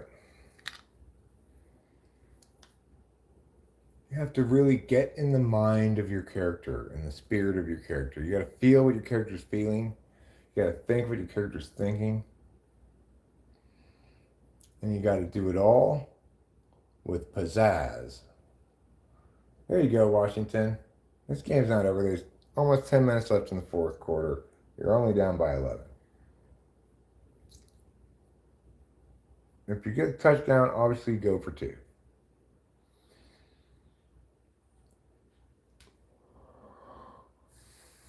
Eric is Ricky Henderson. Maybe Ricky Martin. Because I am living La Vida Loca. Ricky Schroeder, maybe, but from Silver Spoons. So I'm very dress up as a 8-year-old Ricky Schroeder. That's the Ricky Schroeder I remember. Some really do have a knack for it. I wish I had that. I guess I'm satisfied if I'm surrounded by things I enjoy. Eric and Rachel sing Creep by Radiohead. That's fine. Mortgage. Okay, well, I mean, that's convincing enough reason, but the existing story about the Egyptians making the pyramids with the tools they had in 20 years without any slave labor, which is the conventional story, is not believable to me. It just isn't believable. So, if in fact the organic material in the brick mortar has been radiocarbon dated to the mid 2000 BCs, first of all, I'd want to see a lot of instances of radiocarbon dating before I'm absolutely convinced that they've got it right. If I see a lot of instances where they've taken a lot of different samples from different spots, then okay, I'm willing to be convinced by that. But I need to hear a stronger case than I've heard for. Besides, ideally with corroborating evidence that is consistent with the conventional story. It's not believable because I understand, like, there's been suggested that they essentially built up like canal style locks to lift up these big rocks with boats and stuff up high, etc. But I've never heard anybody convincingly explain how it is that they cut those massive stone blocks as precisely as they did with the tools that they had in the time frame that they say. It's not possible. There's very little reason to believe it's actually a tomb, although that's the story we're all told. Predicated upon what? Like, it's not like we've ever found a mummy in one of them. They may have been plundered. It's possible, but I don't know. I just think that in general, being too definitive about things that happened a long time ago and the way they happened, predicated on too little evidence, is a big problem. Because when you deal with archaeology, it's important to remember that absence of evidence is not evidence of absence. And that applies in all directions. So it's like, just because you found this one or two pieces of evidence that are suggestive of this narrative, we've got shit tons of evidence that we never get to see at all forever because it's all destroyed, and probably plenty that we've not seen yet. So I'm a little bit curious about that. The tendency of archaeologists and so forth to present their speculative interpretations of data, and then for non-academics to just adopt those as the official thing that everybody believes. If you look at, is it Turkey?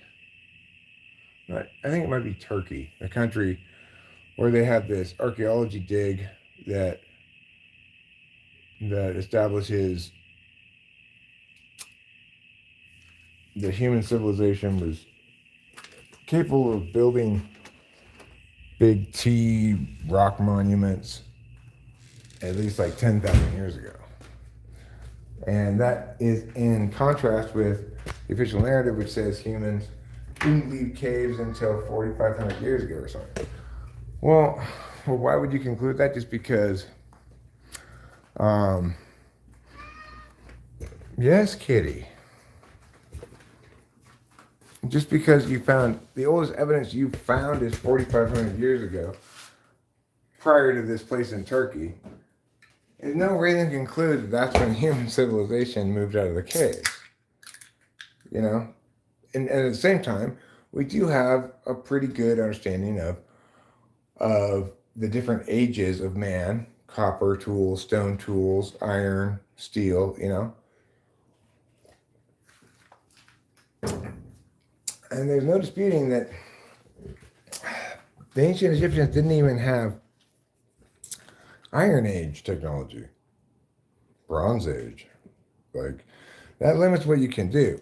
If you use copper tools on those rocks, they basically get destroyed before they do hardly any cutting or anything.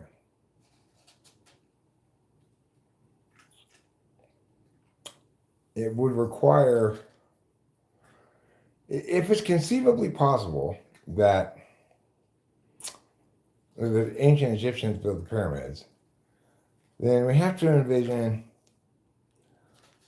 a massive operation that had, for example, thousands and thousands of stonemasons working in shifts, cutting out these stones. If you're going to accept a time frame of 20 years, it's just, if you do the math a little bit, they'd have to have successfully moved like 380-ton stones a day for 20 years to have made that thing in 20 years. It's assuming that they figured out what we can't figure out how they figured out, right?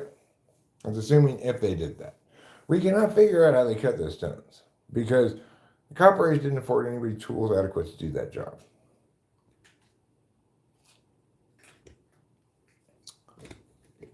Additionally, they found some cut stones that, like they were beginning to cut a flat plane, like to make a marble table or whatever, but they messed up on the cut partway through and had to start over. Yeah,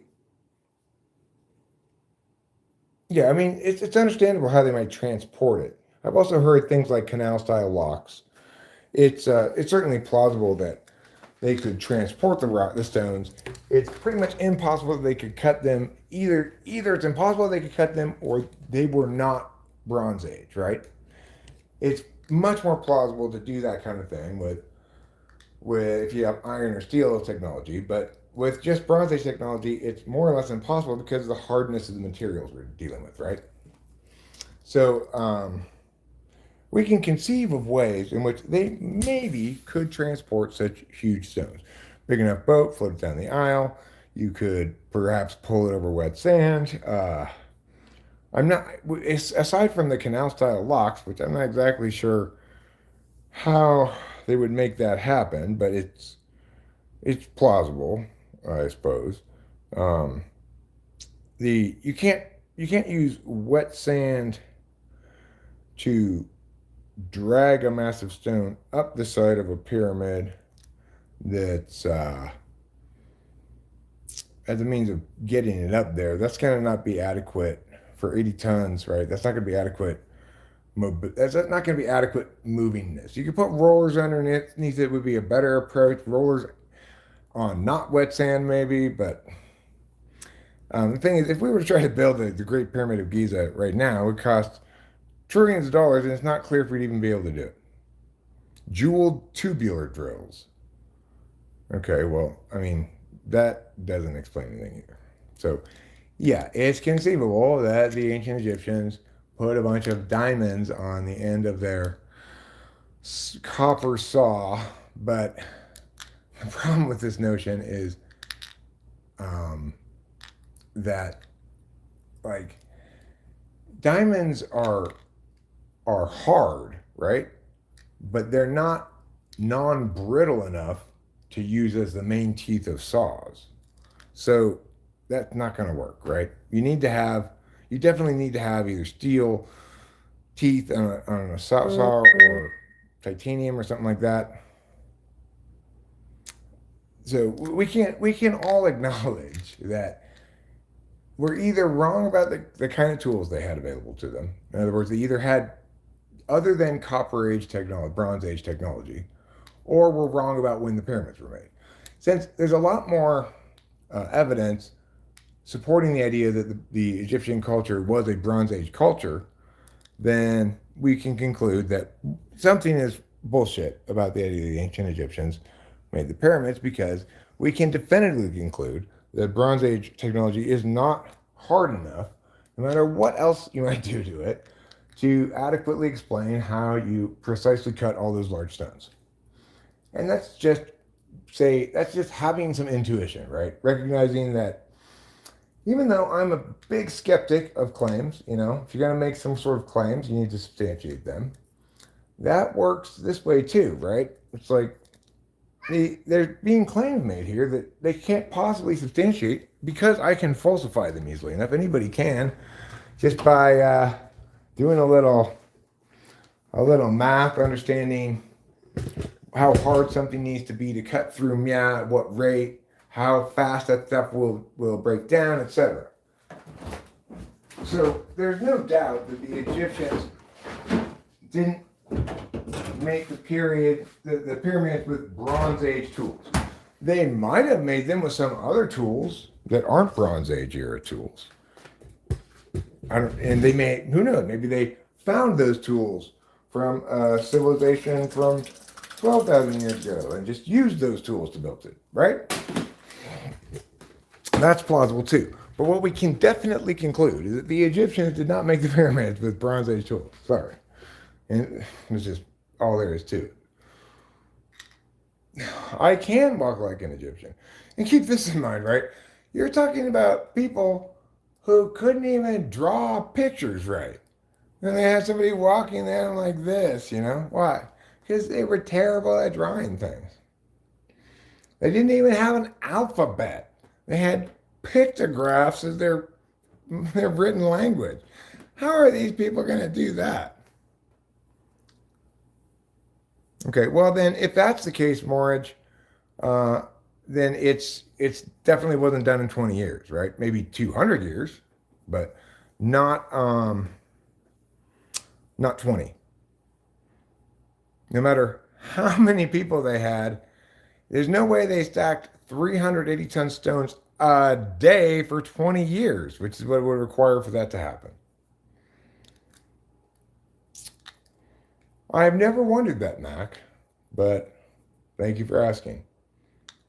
I'm not skeptical of global warming claims at all. No, the Earth is definitely warming, and it warms and cools often. And the warming of the Earth is definitely anthropogenic, but it started way back when humans started doing agriculture and started changing the environment in that fashion.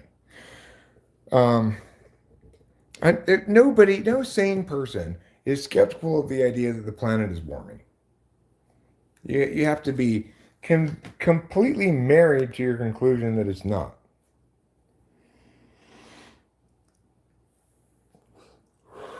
The problem regarding climate change is not whether or not it's real, it's that people are being incredibly retarded about what to do about it, right?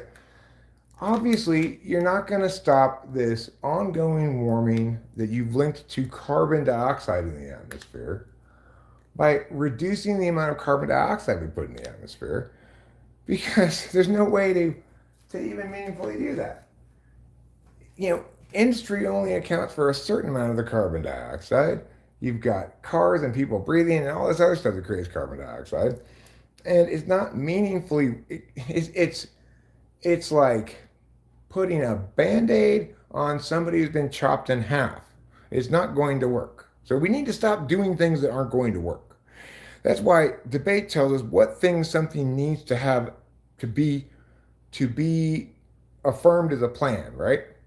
It needs to have, forgetting topicality for a second, it needs to have solvency, it needs to have inherency, it needs to have harms, and it needs to account for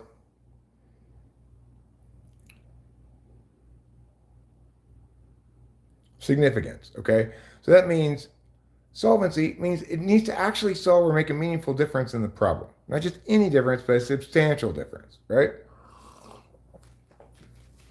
Harms mean you need, before you affirm any plan, to account for all the unintended or known but undesired consequences of the plan, which are called harms. You need to show inherency, which means the problem won't solve itself, and there's a barrier to solvency that's extant in the status quo that you can solve with a plan. And it needs to have significance, which means, well, I already covered that in inherency, I guess, that the plan needs to make a significant dent in the problem or insolvency, not just solve it a little tiny bit. So that's the reality with a plan. So what should our plan be about global warming? Well, we should ixnay on any kind of notion of carbon capping, right? That's never going to work. It's a stupid idea. Obviously, the Earth is producing a shit ton more carbon dioxide now than they were 50 years ago. The population is so much bigger and technology is more advanced, etc. There's no way without harming the engine of our solvency and prosperity to prevent people from making carbon, right? Because that's what all productive endeavor does. Hi, friend. Jamesy Smokes Reviews. So, what should we take away from this? Well, obviously, to the extent that we want to do something at all about global warming, we need to approach the problem in terms of sequestration and adaptation, not in terms of mitigation.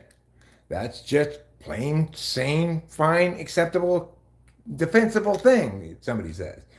People who think something else that we should do besides either sequestration or adaptation has got their fucking head up their ass, right? Just like we should never have had COVID lockdowns because, as I indicated at the time, they weren't going to solve the problem. Not if everything they were saying about the virus was true, right? So solvency is important. If, in fact, your plan does not solve the problem, doesn't make any significant improvement in the problem, then we should not do it, no matter how bad the problem is.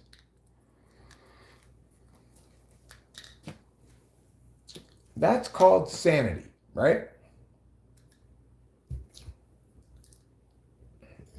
This is why these concepts exist, and it's why the collapse of discourse into tweets and rage baiting is the biggest threat to the democracy.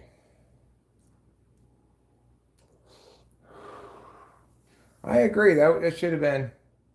Yeah, carbon taxes won't solve the problem. To the extent that carbon taxes reduce industry in the U.S., that gap in supply is going to be picked up by nations that produce the same thing with more pollution. China, the BRIC countries, Brazil, Russia, India, China. So there's no way that we can expect the U.S. or other Western allies who have long cared about pollution elements, at least, which carbon dioxide is not pollution, right? It's a quote unquote greenhouse gas, but it's not pollution. I'm breathing it out right now. It's not the same thing as exhaust from my car. So, but regardless, Western nations who long cared more about Western first world countries, long cared more about environmental stuff, obviously, in the status quo, they're producing the goods, materials more cleanly than anybody would ever do in China, Russia, India, or Brazil. So it's insane to think that we can, in any way, shape, or form, solve global warming by reducing American industry. That's just crazy sauce with a side of insanity pants. And that's just the truth, you know.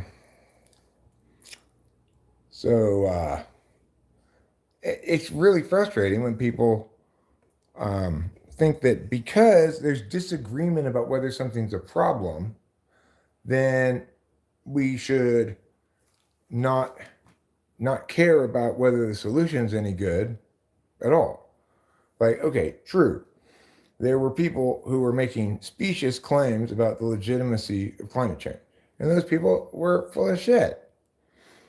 But that doesn't mean that anything we do to address climate change, therefore, only has to deal with opposition from wrong people. It should deal with opposition from ourselves first and foremost. We should check to make sure our plan is legitimate, has solvency, inherency. We've addressed harms, we've established significance. We need to make sure we do all that shit before we implement a plan. It doesn't matter what the opponents of the plan are doing. So, you know, and the American people need to hear this, right? They need to have explained to them. You who think that global warming is real are correct. Of course it is. And it's anthropogenic, caused by humans. Yes, that's absolutely the case. If you think that's not the case, you're full of shit. Also, those of you who think carbon taxes, or in general carbon capture reductions on emissions, is the solution to global warming are also full of shit. So, the correct position is adaptation, perhaps sequestration, but not mitigation. If you don't agree with that, then you are wrong about climate change. If you don't agree with all the foregoing, you are wrong about climate change.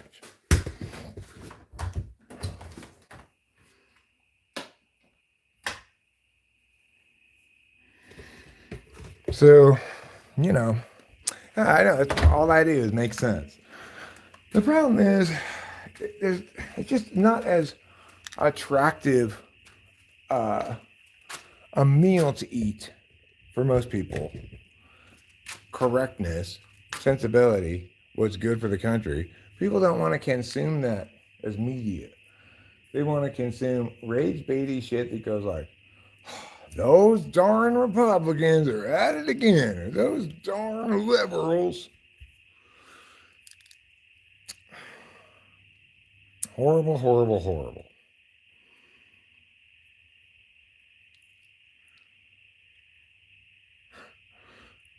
Rachel's in the same boat as you, simple girl. She doesn't believe in leaving the house unless she looks nice. But I flop around all the time in whatever I'm wearing. Unless I got someplace nice to go, I think. This is not a program for that song. I think this program is not appropriate for little boys.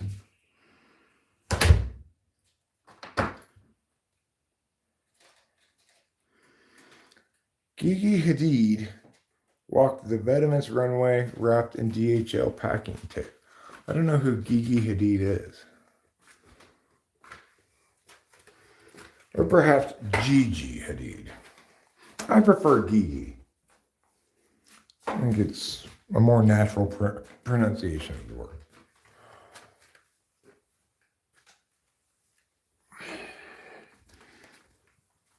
So wrap me up in shipping tape and mail me overseas.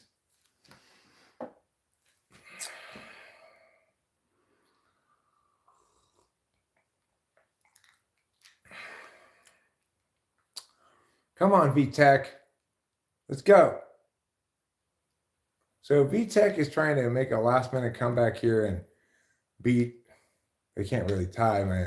Miami. And concurrently, Washington. Now, these games may be already over, but I'm back in time a little bit.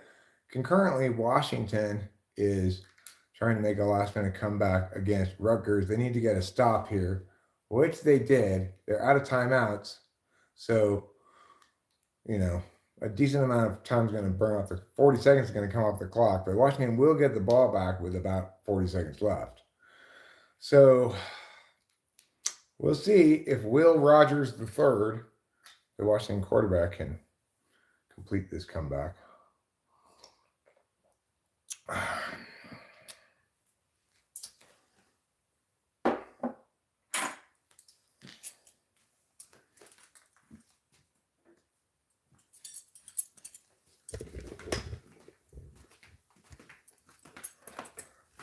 Let me read what is being said about lizards. Lizards are cold-blooded, plus world leaders are lizards, plus want to drive societal prosperity to continue driving global warming. Oh, that explains it. So it's the lizard people who want a warmer world for their lizardy ways. Why don't they just live around the equator?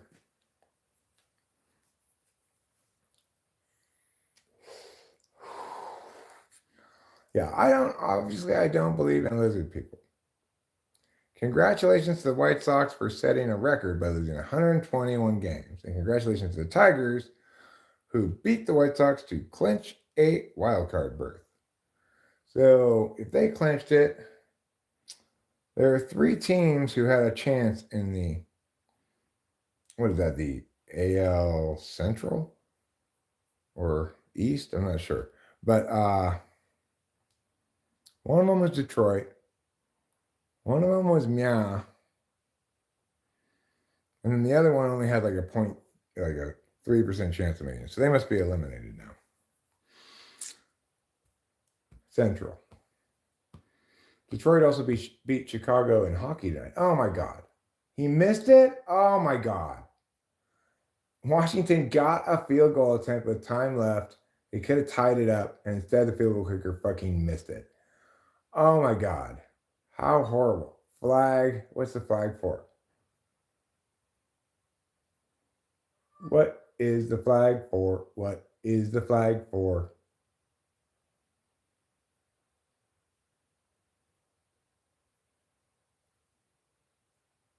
Did Virginia Tech win? It seems like it's a touchdown. I think they ruled it a touchdown. I think Virginia Tech won.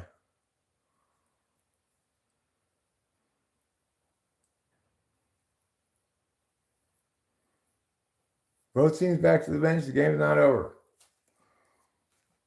We got to review this touchdown. The ruling on the field is a touchdown, but they got to review it. Okay, so now with 22 seconds left, the Washington Huskies have a first down. They'll stop the clock briefly. And then, unless he went out of bounds. The Royals are the other team you're thinking of. They clinched too. Okay, cool. Well, good for them.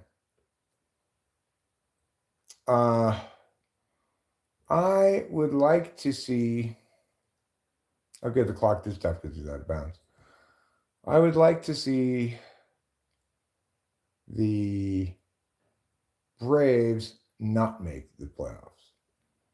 I'd like to see the Mets and the other team in that division make the playoffs and not the Braves. Because I don't like the Braves, obviously. They let like 2 more seconds run off the clock after the play was over. Fix the clock, refs. Let's see what they rule. Catch. The rule on the field stands. The receiver inbounds in the end zone. Both play the touchdown. Virginia Tech just upset Miami 40-38. Wow, wow, wow. That's a big upset. Virginia Tech was 2-2. Miami was in this game. I don't remember exactly what it was, like 7 or something. But 2nd and 10, 11 seconds left. The Huskies need to they need to reset the clock. The clock operator at records let that thing run off for like 3 seconds after the play was over. They should have 14 seconds at least.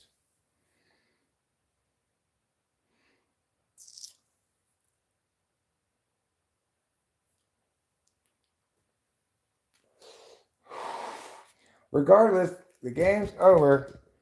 Virginia Tech won. You might disagree with the replay decision, announcers, but that game is over. Ruling on the field stands. What are they reviewing in the Washington game? The Phillies already made the playoffs. Yeah, so have the Dodgers and the Padres, the Yankees and the Orioles.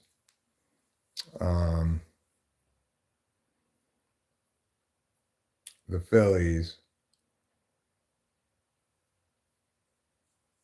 the Royals, the Tigers, the Brewers. Those are the teams that have made the playoffs so far. I learned from you that the Tigers clinched today. I looked earlier and they hadn't played yet, I guess.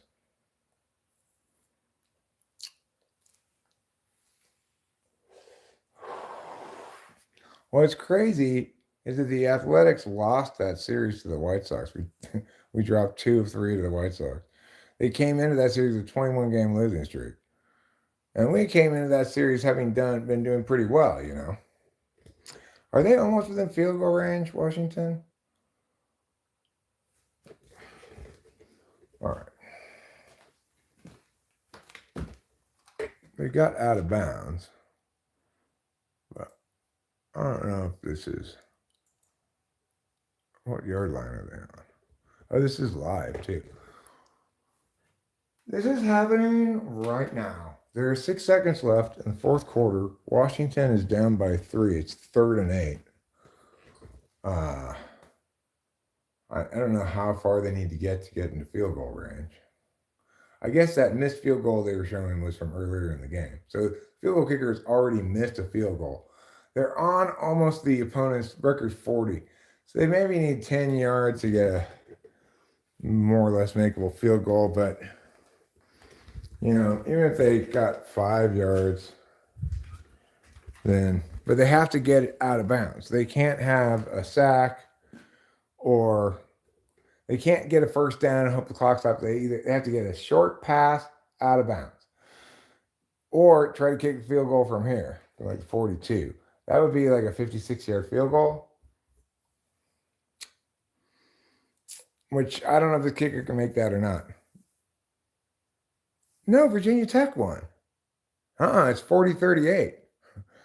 Virginia Tech's won at the end of that game. They upheld the call. It's over. They called it a touchdown in the end zone for Virginia Tech. The play stands as called. That game's over, 40-38. V Tech. They won in the last second with the time running out.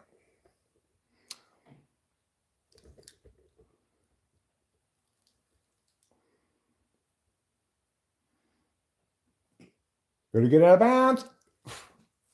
3 seconds left. He's at the 38. They're going to have to kick the field goal from here. It's 4th down anyway, so. Okay, I will look it up as soon as this game's over. But I have it in the other tab here, dude. I was just watching it. I just closed it out because it was over. Wait. Looks like we're going to get it. After further review, oh my God, they called it a touchdown. They reviewed it, called it a touchdown again, and then reviewed it again. What the fuck is up with that? Wow. That's terrible. That is terrible. They should not be able to review it twice. Once they issue the ruling on it, that should be the end of it.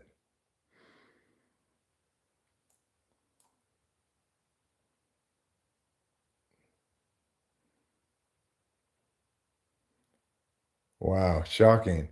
Because they had already reviewed it. They reviewed it once. They said yes, either stands or confirmed, and it's a touchdown. Game's over. And then somehow, I guess somebody from the coaching staff of Miami convinced them to review it again. I've never seen that happen before. I've never seen that happen.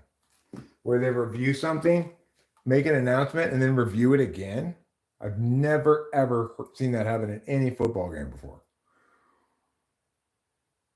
He missed it again. Washington's kicker just lost that game for Washington. Oh, you terrible kicker. Well, that's college football for you. I was rooting for Washington, obviously. Rutgers got so lucky in that game. So lucky.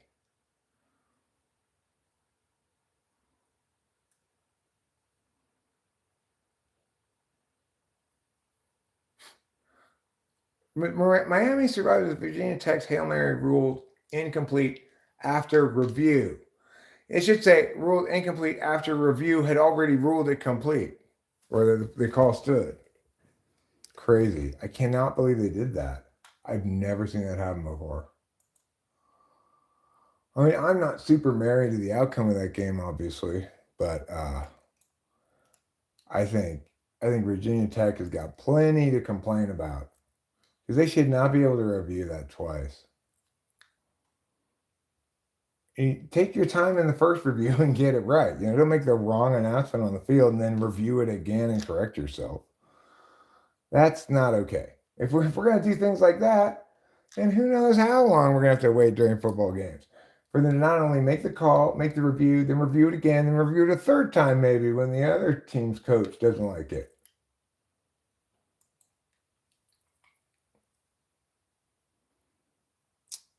Ohtani is now on 54 homers and 57 stolen bases. He leads the National League with 54 homers and chases a possible triple crown. He's also hitting 309 now. And he just needs to get to 313 or have Luis Reyes drop down below him. One of the two things to win the Triple Crown. Because I believe, is he also leading the National League in RBI? You know you're old if you say that, right? Because it used to be that the correct way to say it is RBI, not RBIs, because it's runs batted in, right? But nowadays, people just say RBIs.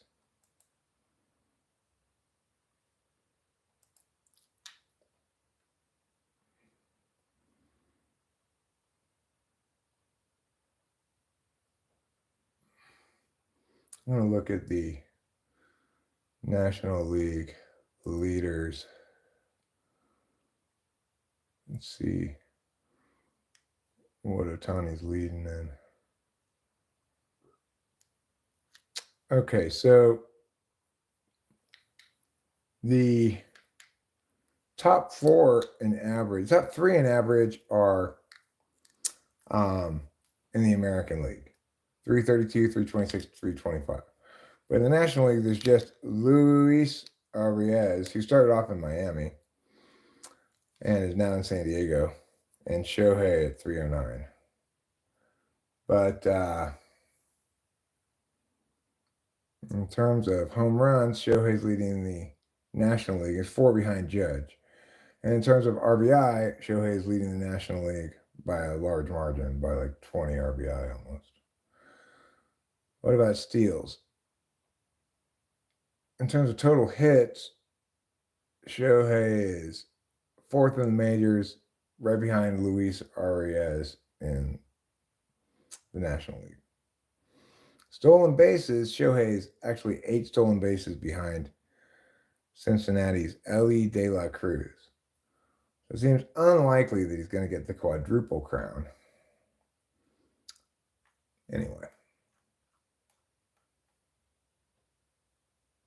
Oakland's currently losing to Seattle. At Seattle. Seattle, you're already knocked out of the playoffs, aren't you?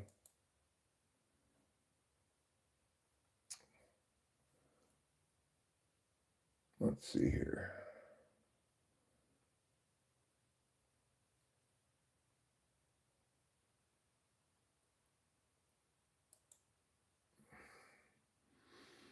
Yeah, the Mariners have been eliminated. The Mets and Braves now have each a 78 and 72% chance of making the playoffs. 78 for the Braves. Arizona has a 49.5% chance, and Kansas City has a 95.5% chance, and Minnesota now has been eliminated, I guess. So let me refresh this.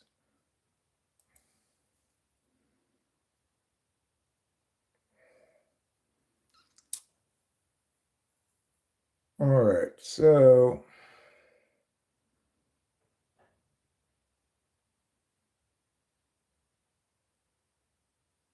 I guess there's 3 teams left for 2 spots. Yeah, namely Atlanta, New York, and Arizona. I would rather have, I'd love to see the Braves lose the rest of their games and the Diamondbacks make the playoffs instead of the Braves. Because fuck the Braves, I hate the Braves. And that's just being fair. Well,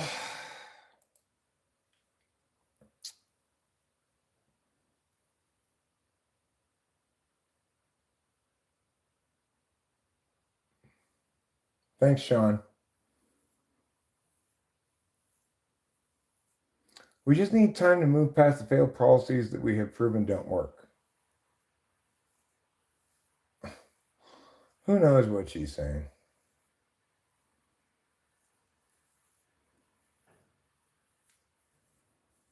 I mean, I don't think of proving things that's not working as being related to doing anything, right? Like, if you've proved these failed policies of the past don't work, well, then actually do that. Don't claim that you proved it without actually proving it and articulating what those policies are.